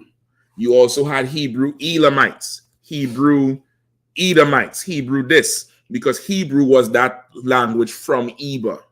You understand? That's why we're called Hebrew Israelite, because the language, the Israelites who speak that language. You get the point? Give me Acts 26. Start at verse 12.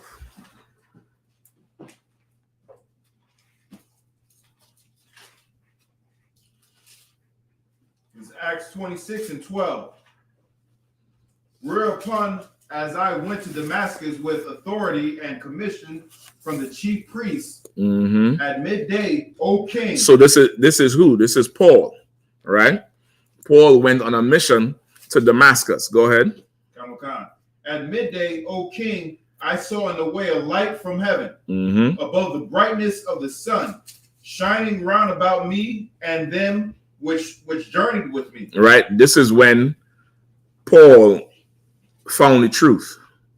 This is when Christ appeared to Paul. Go ahead. Verse 14.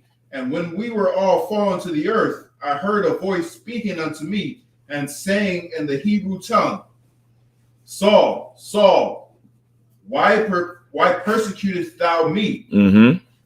It is hard for thee to kick against the pricks. You understand? This is Christ talking to him. His name was Saul before it was changed to Paul once he came into the truth, right? He's saying kick against the pricks. You imagine kicking something like nails that would injure you. And Paul, remember, Saul was what? He persecuted the Israelites. You get the point? Because he was working for the other side at the time. He didn't know no better. Christ came to him and changed all of that, blinded him, changed all of that, and then put him on the right track, right? So he's saying, why you kick against the pricks? Why you persecuted me? Go ahead. Verse 15. And I said, who art thou, Lord? And he said, I am Jesus whom thou persecutest. Right? And so he asked him, who are you? He said, I am Christ who thou persecuted. Shabbat, you told what? Them pages turning awful loud out. Salakia. I got sensitive ears, brothers. I can hear a fly father. Salakia. That shit right there. God damn, man. Yeah, I keep doing this here. Good night, brother. Should just pick a page and write that. I'll give you a page. You need a page? You sure? All right. Read it. It's a second. Oh, okay. It's Salakia. Damn. You nearly derailed me there. Go ahead. Verse 16. But rise and stand upon thy feet, for I have appeared unto thee for this purpose, to make thee a minister and a witness both of these things which thou hast seen, and of those things in which I will appear unto thee. Verse 17, delivering thee from the people and from the Gentiles. Hold on, I think I missed something. Hold on. Yeah, I think I missed something. So like, see, Shapat, you messing me up, man. Let's start over. God damn. I done missed the whole damn breakdown. Go ahead, let's start over. Okay, so let's start from 14. 14, Acts chapter 26, verse 14. And when we were all fallen to the earth, I heard a voice speaking unto me and saying in the Hebrew tongue. In what? The Hebrew tongue. In what? The Hebrew tongue. No, this is in the New Testament that was written in Greek. Paul spoke the Greek, Latin, all that, new age, nice aristocratic language. But Christ came and he spoke in the Hebrew. Paul also spoke the Hebrew. That's how he knew. Our language is Hebrew. So you're going to have to know Hebrew to know the Bible. Know the name of the Lord, know the name of Christ, know what things mean, know the context. You're going to have to know it. Apocrypha. Give me the Apocrypha real quick. All right, so now we know Shem had sons. Aram was one direct son. Eber, I think, is a grandson from Arphaxad. The language comes from Eber. And when I say comes from, it's traced back to Eber. All right. Everybody else was going on speaking something else because the Lord done changed the earth up. Hebrew is Ibar or Ibaria, I think, or of the old. That's what it literally means. Of the old or of the ancient or ancient time. Go ahead. You waiting on me? Oh, shit. Apocrypha, right? Go to Ecclesiasticus in the Apocrypha.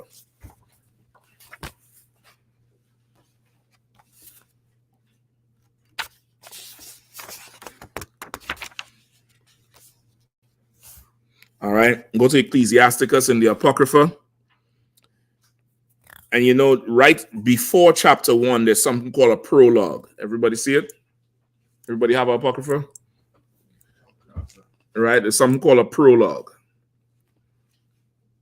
Read it, please.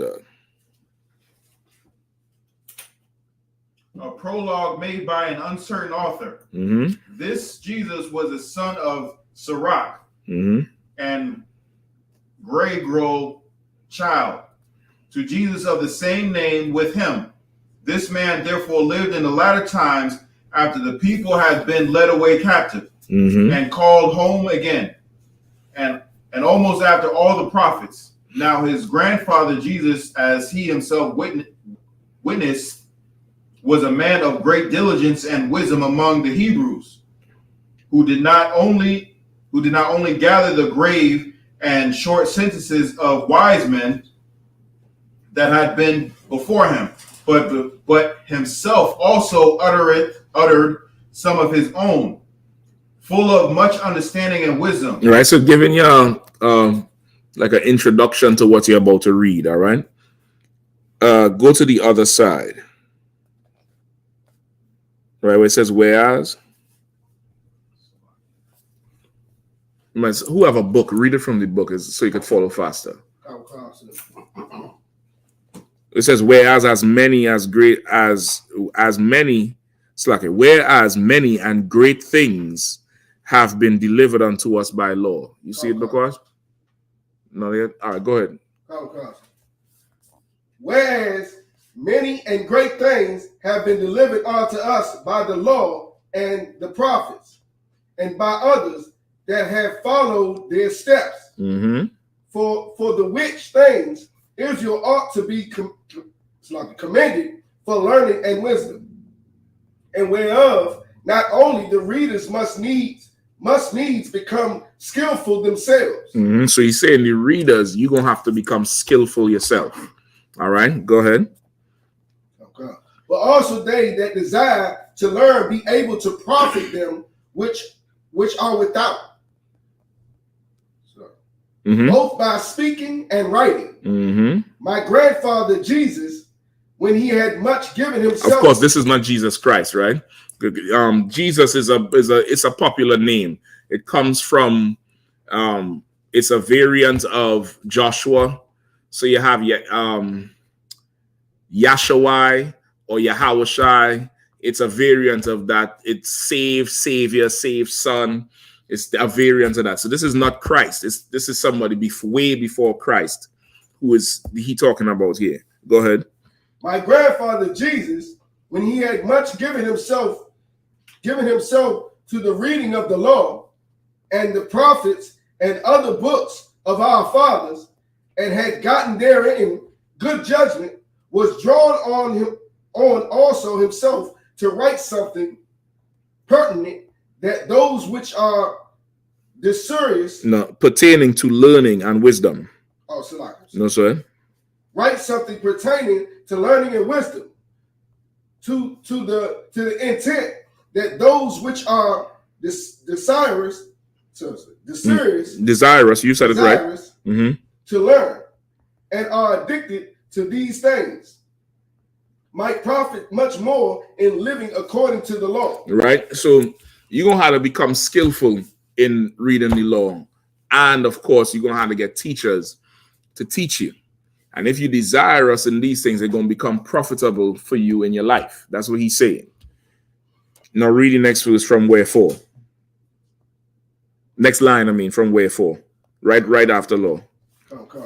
Wherefore, let me entreat you to read it with favor and attention, mm-hmm. and to pardon us, wherein we may seem to come short of some words. Right. So now he's saying to the readers, he's saying, let me entreat you to read this with favor and attention. Meaning, read it knowing this is your record. Read it knowing this is you and this is your people. And read it with attention. Pay attention. Don't read this like, some, Nancy Drew storybook. You get the point? Don't read it like it's some novel. Read it with attention. All right, go ahead. Oh, God. And to pardon us, where we may seem to come short of some words. And forgive us where we may have come short for some words. And you'll see why he's saying that. Go ahead. Which we have labored to interpret.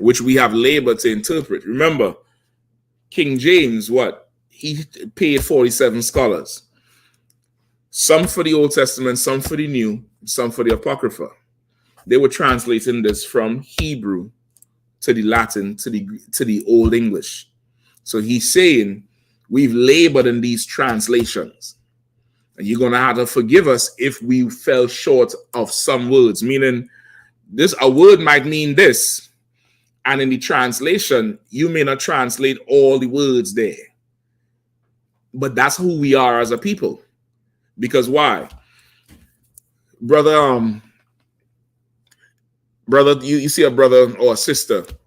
Hey, what's going on, man? How's your day? Shit. What the hell does that mean? It means too many things. No, that means something. That's how I say it. Oh, that means it was a horrible day. Tell a white man that. He don't know what the hell you talking about. You get the point? Something else come up. Man, something. Man, that was the shit. Same word means something totally else. This is who we are as a people. So he's telling you here, he may have not found all the words to match the expression, which is how Hebrew is. Hebrew is a very blunt language. If you translate it word for word, it sounds like how they make the Gadites talk on TV. How they say big cloud bring big rain. Like Hebrew is, if you translate it literal, that's what you would sound like. Go ahead. So there was someone in school posted a brother from South Carolina talking to somebody else, and when he was talking so fast, right? And someone translated that in the comments. I'm like, did he really say that? Yep, yeah, he did. All I heard was man and mother. Yep, that's it. The thing I understood. Listen, but okay, even that is still better because he just talking fast. This here, the Hebrew is such our language, even how we talk English. It's not English we're talking. We're really talking the Hebrew in spirit to each other. That's why we say certain things in a certain way. Somebody say, somebody interrupts somebody, bitch. That means something else. You mean talking to you, you know you're my bitch. That means something else. You get the point? It's the same word, but both of them carry separate meanings that are sentences long. They convey something else, and that's who we are as a people. So he's telling you here, as you're reading, read it with favor and attention. You have to pay attention because that's the Bible. That's why nobody understands the Bible, because they're reading it through white man's eyes. You take away the Christianity, peel that back, you see the Bible for what it really is. Right? Let's read on. Where it says, for the same things. For the same things uttered in Hebrew and translated into other tongue. Into another tongue. Have not the same force in them. Read that again. For the same things uttered in Hebrew and translated into another tongue have not the same force in them. Read it one more time. For the same things uttered in Hebrew and translated into another tongue have not the same force in them. That's what you got to remember. We reading, it's the Bible, but you had to understand the Hebrew to get the full meaning, which is why Commander General Yahanna has the Hebrew class every Friday, where you could learn the Hebrew and get the breakdown and see why this means that. And, even in the Bible, there's no word for wife. There's not a Hebrew word for wife. There's no Hebrew word for husband. What is man in Hebrew? Abba. No, that's father. Man is. Say again? No, that's stand. Adam. No. Adawan is Lord. I know you're saying that a whole lot. That's what she said it. Lord, it's got to be Adawan, because he's a man. I feel you, sis. Give her a hand. Yeah. She's like, whatever I call him, it means man, because that nigga a man. And she know that. It's your man. Give her a hand again. Right? Man in Hebrew is Ayash. Woman in Hebrew is Ayasha. You could pull anything that says, in anything that relates to husband or wife, husband is Ayash. It's the same word. Because Who robbed you? That man. Sis, where's your husband? That's my man. Same word. In Hebrew, a woman calls her husband man. That's my man. That's how we talk in English. You could be married according to Esau, but when you're talking, yeah, that's my woman. That's my woman. Yeah, I'm talking to my man. That's her husband, you know. But that's how we talk. This is our language. You get the point? It's not the white man's language, right? So it's in Hebrew, when you translate it, they're saying they translated it didn't come with the same force. And that's why English is a real kind of stupid language. It's the hardest language to learn if it's not your first language. It's ridiculous. The spelling is foolish. The rules don't follow. They teach you the rules when you're young, then you break the rules when you get about 3 years later. It's one of the stupidest languages, which is why he's saying it don't deliver with the same force, right? Certain words, they don't deliver with the same thing, which is why how we talk, it delivers it. Just like the examples we gave before. Shit. Ain't shit. Man, that's the shit. Same goddamn word. One word. We know what we're talking about. It conveys it. We don't need... The white man has to create ebonics where he studies our language and get... Where's the old light-skinned brother who go teach in universities and break down rap? He has wear glasses. Oh. Anybody online know who I'm talking about? Just put his name in there. No, not him. That's Cornel West, I think. Not him. There's another brother, light-skinned brother, curly hair. He prides himself on remembering all rap lyrics, and he teaches in white universities. I don't know if he still does it, but at one time he was popular for doing it. And he breaks down rap lyrics and urban language and ebonics to white people. Anybody who knows it online, forget his name. He's wear glasses. He used to be on CNN and all type of shit. He's probably not that popular anymore. That might be. I need to see his picture. Go ahead. Like, I remember the post I seen with the word good. Mm-hmm. You good could be a million. It could mean a million things. It could be a white man. What's good? You good? He might not make it home. Right. He might, I asked him if he was good. He said he was good. And that's what happened. And people will be scratching their head. Well, he said he was good. Yeah. That's why he didn't make it home. You get the point? We are different people. That's it. Put his face up on the screen now. Put his face up on the screen. That brother there, I think he's a brother. He used to go and break down rap lyrics and urban language and culture to white people because they don't understand the shit out. They don't understand it. And that's every tribe. Don't matter if it's Spanish, the Portuguese. Forget about a Benjamite. Is English you talk. What language do you speak down in English? No, that ain't English. Yes, motherfucker, it is English. It's our English. It ain't for you to understand that. You get the point? You put it up? Right? He used to go and break it down because we are a different people. We the Lord's people. Let me get on with this, all right? So all these things we got to understand. Hebrew comes from Eba. The Lord splits up the earth into different languages. The Eba's Ibar, that language carried through with Abraham. Abraham spoke Hebrew. It says he was a Hebrew in Genesis 14. Christ spoke Hebrew. He spoke Hebrew when he appeared to Paul. Hebrew is our language. So now let's go in the Hebrew and see. Jah is not a Hebrew word. Allah is not a Hebrew word. Not that Allah that Muslims have.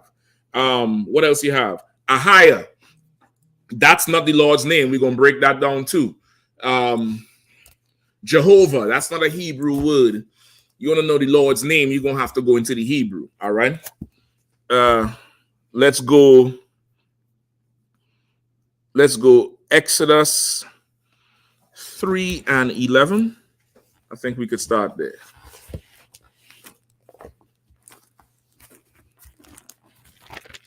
I will call the book of Exodus, chapter 3, verse 11. And Moses said unto God, who am I, that I should go unto Pharaoh, and that I should bring forth the children of Israel out of Egypt? All right, I'm going to need somebody for this to be able to pull up the Hebrew words. You can pull it up on your concordance on your phone. We got 3 and 11, right? Come.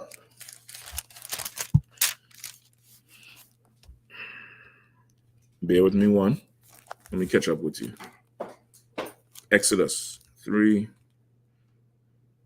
All right. Bukwash, you might need to pull it up online. You know, to pull up the Bible so you could click each word and show the Hebrew. I can do it. You know how to do it? I can do it. If not, I could show you how to do it right here. It ain't gonna be that difficult. It's on the blue letter box. Right. And you just go to the verse. Yeah. All right. So hold on, Shapat. Let me catch up with you.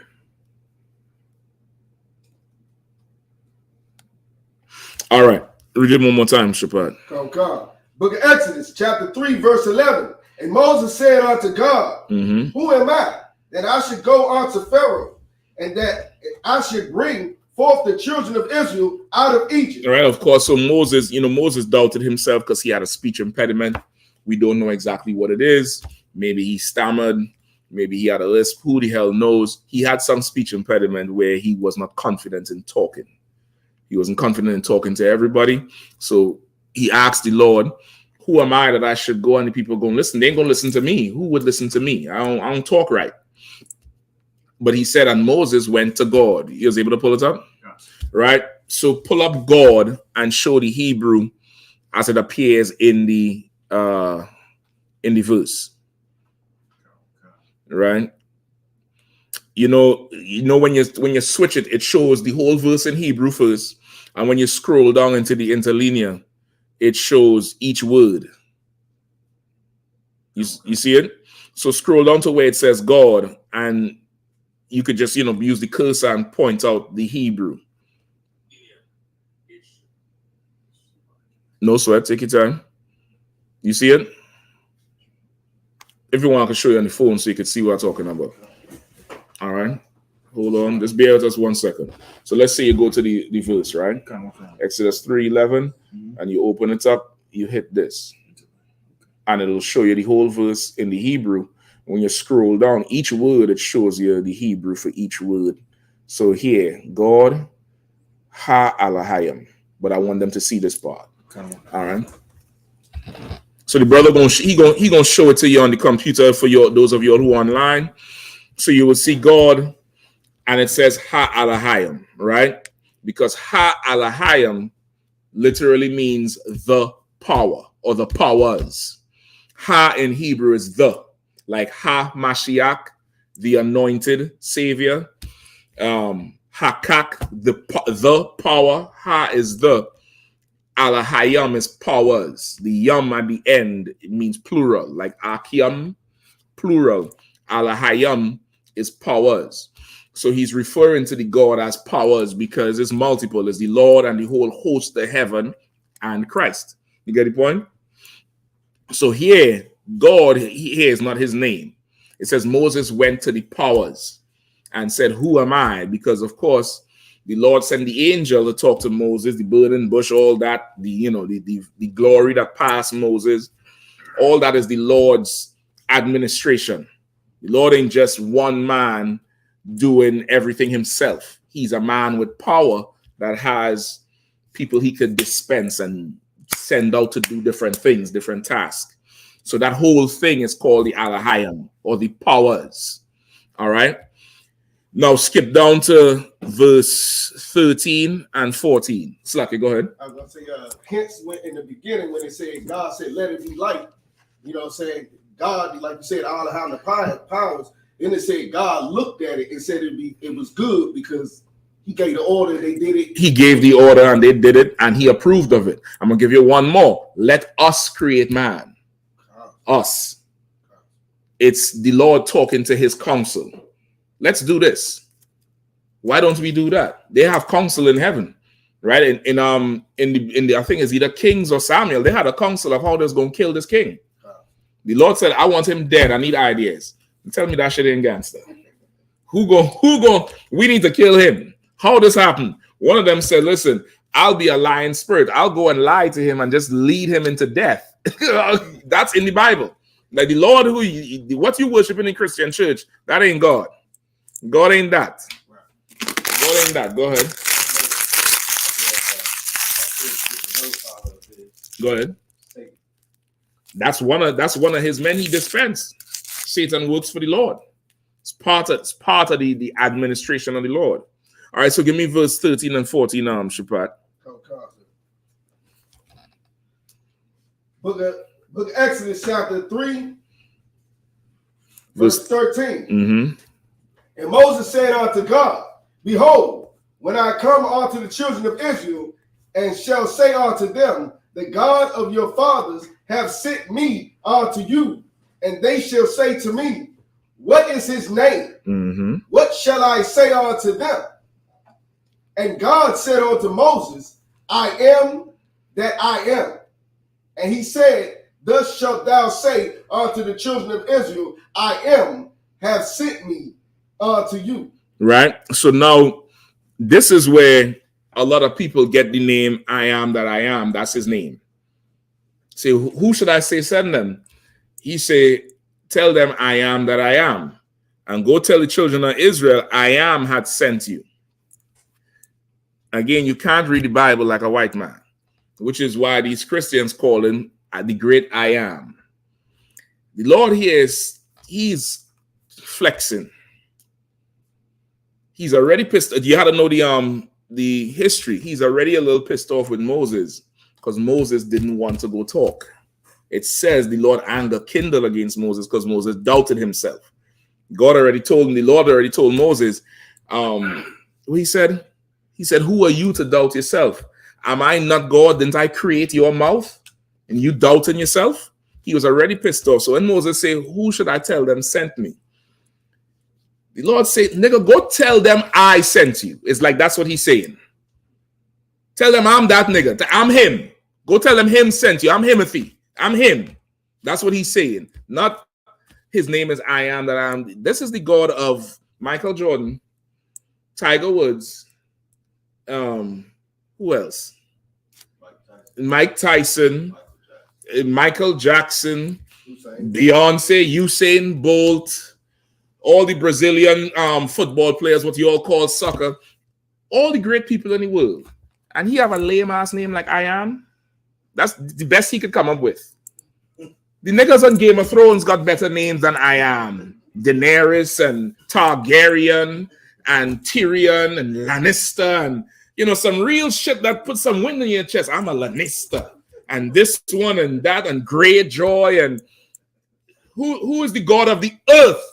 I am that I am. Nigga. Yeah, go ahead, Ark. I was going to say, he's also the God of all those sisters who shut Caitlin Clark down. Give him a hand. Give him a hand. Hell. Shit. Caitlin Clark getting a taste of what them sisters who was busting to them schools got. She getting a taste of it. And she can't take it. And she crying. When them young 13-year-old girls got stuff thrown at them, police had to come and escort them and people yelling. You had our young daughter. She can't take all that yelling. And our children had to go to school in that. This bitch in making millions of dollars in our arena and she crying because people don't like her. Boo-hoo. They say that team came and played the Mystics in D.C. The entire damn arena was full of Iowa or Illinois, wherever she from, supporters. Nobody there supporting the Mystics. They all come for her. But she crying over. Take it, woman. Take it. We're in equal rights and justice now. The Lord's name is not I am that I am. He's saying he's that man. He's saying he's that man. You all remember The Wire? See if you could pull it up out. There's a clip in The Wire with that brother named Marlo, right? There's a character in there named Marlo who was supposed to be this young drug dealer who coming up to overthrow everybody else. If you've ever seen The Wire, you know what I'm talking about, right? It's played by, I think the brother is a Levite. He's an actor. And they all get raided and they're in jail. And it comes out in the prison while they're sitting in the cell that one of his rivals was talking shit about him in the street, calling his name. And they telling him they didn't want to tell him it because they didn't want to worry him. And he turns around and yells at them. My name is my name. Like, I am who I am, nigga. Like, what are you talking about? Play it. I'm saying, where the information come from? Only these people know about the deed is us right here. Snoop knew. Shit. What about your youngin' Michael? Maybe it was him ran his mouth. You got picked up, right? I did that thing for him. Why were you talking about putting stuff in? You been tested on the streets. Maybe you act different in them rooms downtown. Boy, you been throwing up all kind of back talk about shit. Buck wilding about this and that. Like what? Crying about how Junebug and his people got lit up. Crying about how Omar in the street running his mouth, calling for you to step too. Omar said what? Nothing. Omar tried calling you out by name, but shit, it wasn't What you say about me? nothing, man. Just talking shit. He used my name. In the street? See, he used my name? See, he used my name in the street? Go ahead. Talk, motherfucker. He just, you know, say that you need to step two in that. I don't know. He just running his mouth. So. You call me a punk? It was bullshit, man. You ain't need that on your mind. What the fuck you know about what I need on my mind, motherfucker? My name was on the street. When we bounce from this shit here, I'm gonna go down in them corners, let them people know. Word did not get back to me. Let them know Marlo stepped to any motherfucker, Omar, Barksdale, whoever. My name is my name. He said, my name is my name. My name is my name. I am that I am. When he says my name is my name, is he talking about his name, Marlo? When he said my name is my name, he used my name in the street. What did he say about me? When he said my name is my name, what is he saying? He's talking about his reputation. He's talking about his rep. So when the Lord said, when Moses say, who should I tell them sent me? I am that I am. I'm him. However you want to tell them it, go tell them. But go tell them that nigga sent you. The boss. Go tell them that. What do you mean tell me who sent you? You don't know who's sending you? That's the vibe on it. You get the point? You got to understand the Lord is power and authority. The Lord sent you to do something. That's why the prophets roll so hard. The Bible tell you when go ahead. No problem. To water. The Bible tell you when who was the brother? Samuel? I think when Samuel rode into town, everybody got scared because he would come and cut your head off. Not because he don't like you, because the Lord told him do it. You understand? Like that's the power the Lord would roll with. So when he say, you know, my name is my name, I am that I am, he said, I am. That's who it is. I am that I am. I am that nigga who I am. Go tell them that. Go tell them the man controlling all of this. But they take that and say that's his name. That's where they get the Ahaya from. And that's not the Lord's name. Keep reading out. Read 14 again. Oh, God. Book of Exodus, chapter 3, verse 14. Go ahead. And God said unto Moses, I am that I am. Mm-hmm. And he said, thus shalt thou say unto the children of Israel, I am, have sent me. And that's why it's in capital letters. It's like he's yelling at him like, I go tell them I am sent you. Go tell them that nigga sent you. Him. Go ahead. I am, have sent me unto you.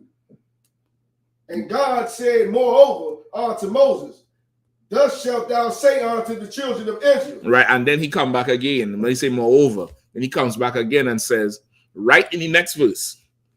Go ahead.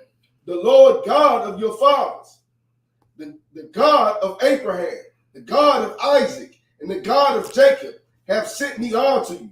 In that verse right there, Bukwash, you could expand this in 15 where he says the Lord God. The Lord God translates to Yahweh Ha-Alahayim. Yahweh is the Lord's name, the Lord of the power. He's the one in charge. After he done check Moses in 14, he comes back and tells him it because he's a father. Just like you might have kids, they're saying something that you think they should already know. You don't know that already? And you see the look on their face, and you tone it down, and then you tell them, you give them the answer right back. The very next verse, he tells you his name.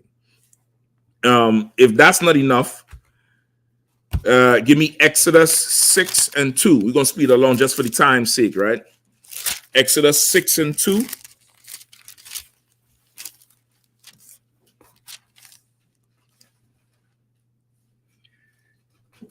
Go ahead. Book of Exodus, chapter 6, verse 2. And God spake unto Moses and said unto him, I am the Lord. Mm-hmm. And I appeared unto Abraham, unto Isaac, and unto Jacob by the name of God Almighty. Mm-hmm. But my name, Jehovah. But by my name, Jehovah, was I not known to them. Right. So he's saying, I'm the Lord God. I appeared to your forefathers, Abraham, Isaac, and Jacob, but they did not know my name. Which means before this, he didn't tell them his name. So Ahia can't be his name because he's saying it right there. He's saying, but by my name, Jehovah, was I not known unto them. Expand verse 3 so you could see what that Jehovah is. Please. Verse 3. Yeah. I think it's in 3. Is it in 3 or 2? 2. No. I am the Lord. No. Verse 3 where it says, but by my name, Jehovah.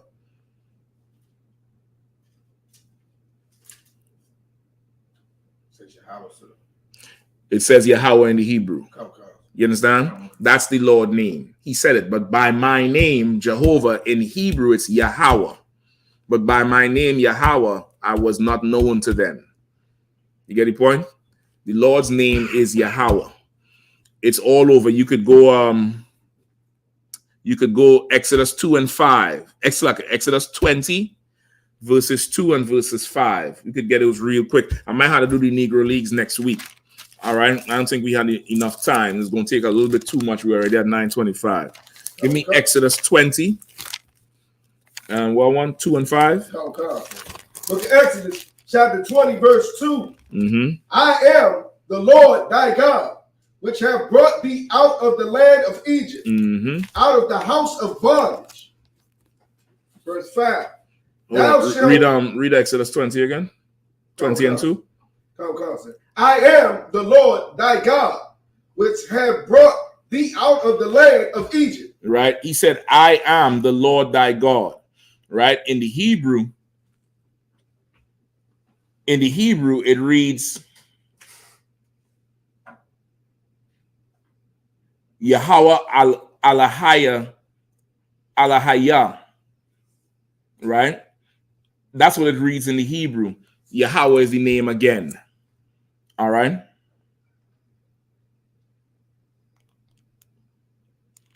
And what's verse 5? Okay. Verse 5.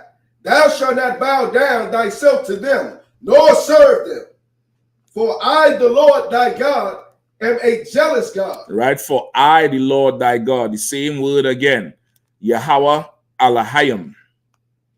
Right. It's the same word again. I, the Lord. Right. The Lord and Jehovah translates to the same word in Hebrew, which is Yahweh, which he said that's what his name is. Alahai, Yahweh Alahayaka, which is the Lord your power, where he says the Lord thy God, your power. Alahayaka, ka is your or yours, or in some cases I think mine too. All right, the Lord your power. He's not a power for everybody. He's not the God of the Japanese or the Ethiopians. He's the Lord your power, like Abanawa, our Father. He's our Father. All right. The Lord's name here is Yahweh. Give me the last one everybody should know. Psalms 83. Psalms 83 verses is right at the end. That's the part everybody joining the prayer.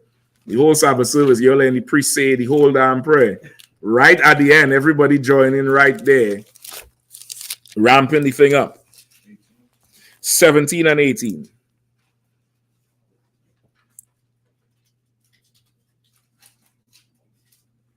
Right? Bukwash, if you could do just to finish off, Shapat gonna read the English 17 and 18, but I want you to read 18 in Hebrew.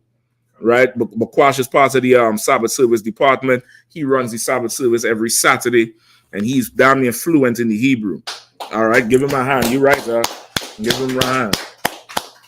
All right, go ahead, Shabbat. Okay. Book of Psalms, chapter 83, verse 1. Keep not thou silence.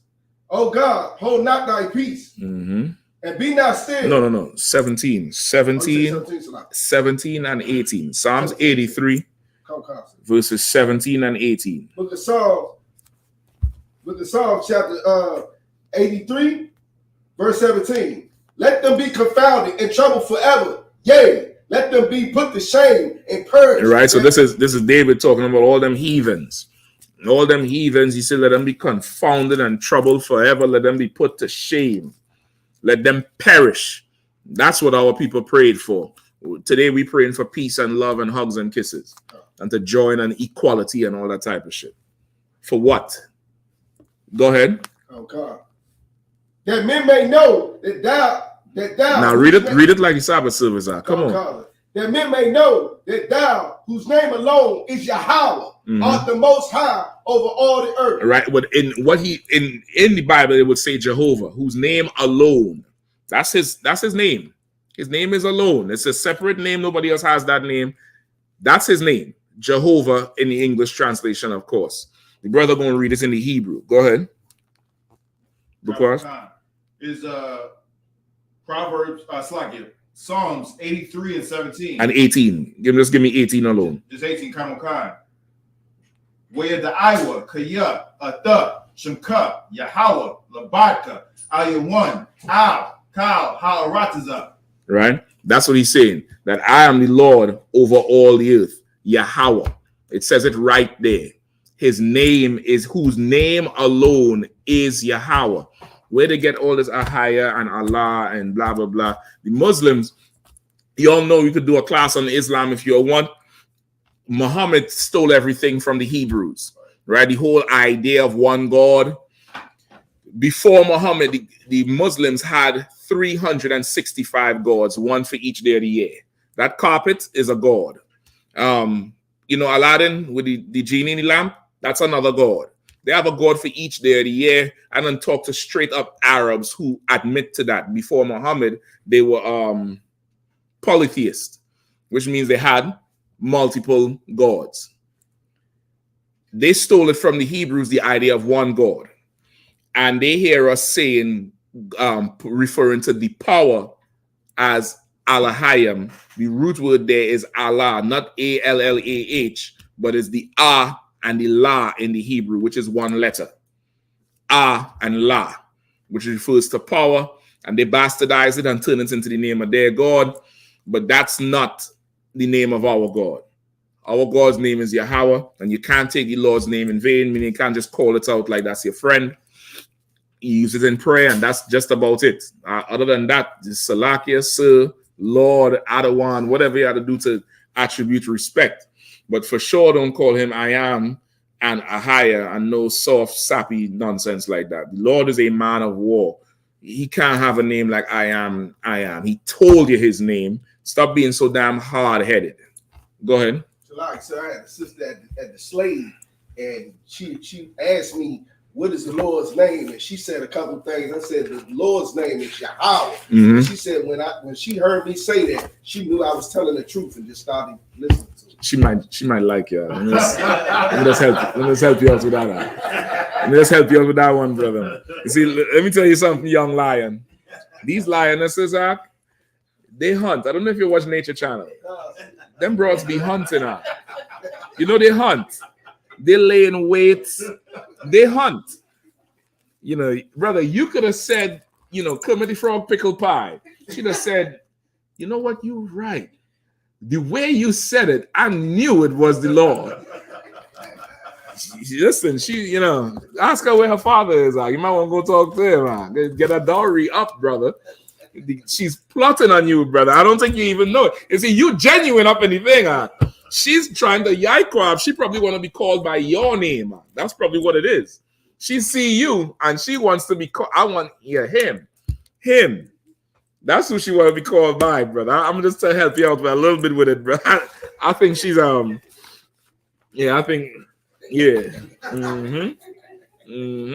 listen, I'm giving it a month. if you keep talking to her, she's gonna bring you lunch. And you're gonna come in here and gonna tell me, you said what'll happen, and I wouldn't remember I said it, but she's gonna start bringing some home cooked food, brother. These women, they're going slowly back to the old school ways, brother. They're going slowly back to listen. What she had to do now is come with the old school lunch kit, the one that open out with the thermos and the sandwich for the mid morning for 10 o'clock, and the full lunch, brother. Ooh wee, and she had to do it on her off day in a sundress. Shapat, I'm trying to tell you. With that, pass the class over to Trooper Mafia.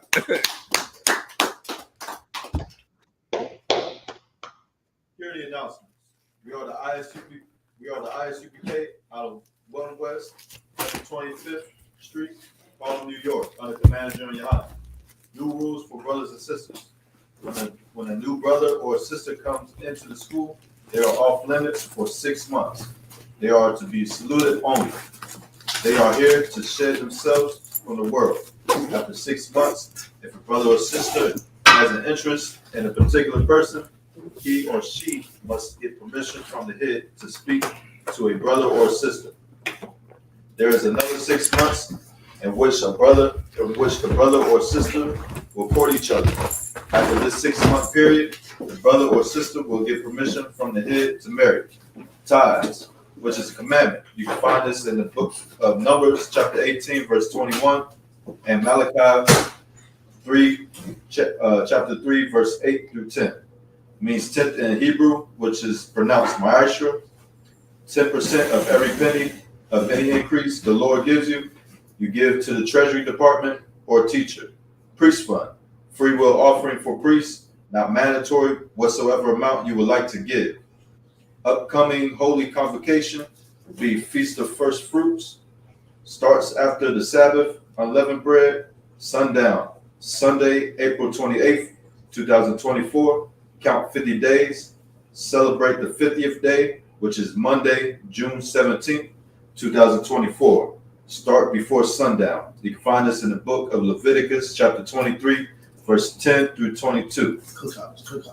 Cookouts. We got Juneteenth, the cookout in Atlanta.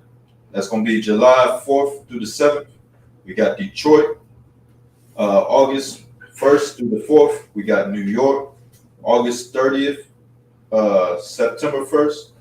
We got Southern Cal. That's going to be September 26th through the 29th. And we got Houston, which is going to be October 31st through November 3rd. Remind Akim and Akwakim to check on social media such as ISUPK.com, Facebook, Twitter, YouTube, and so forth on I.S.U.P.K events and materials. If a brother wants to be a trooper in the school, you should start wearing all black, which includes black boots, black shirts, black pants, and black headband or scarf.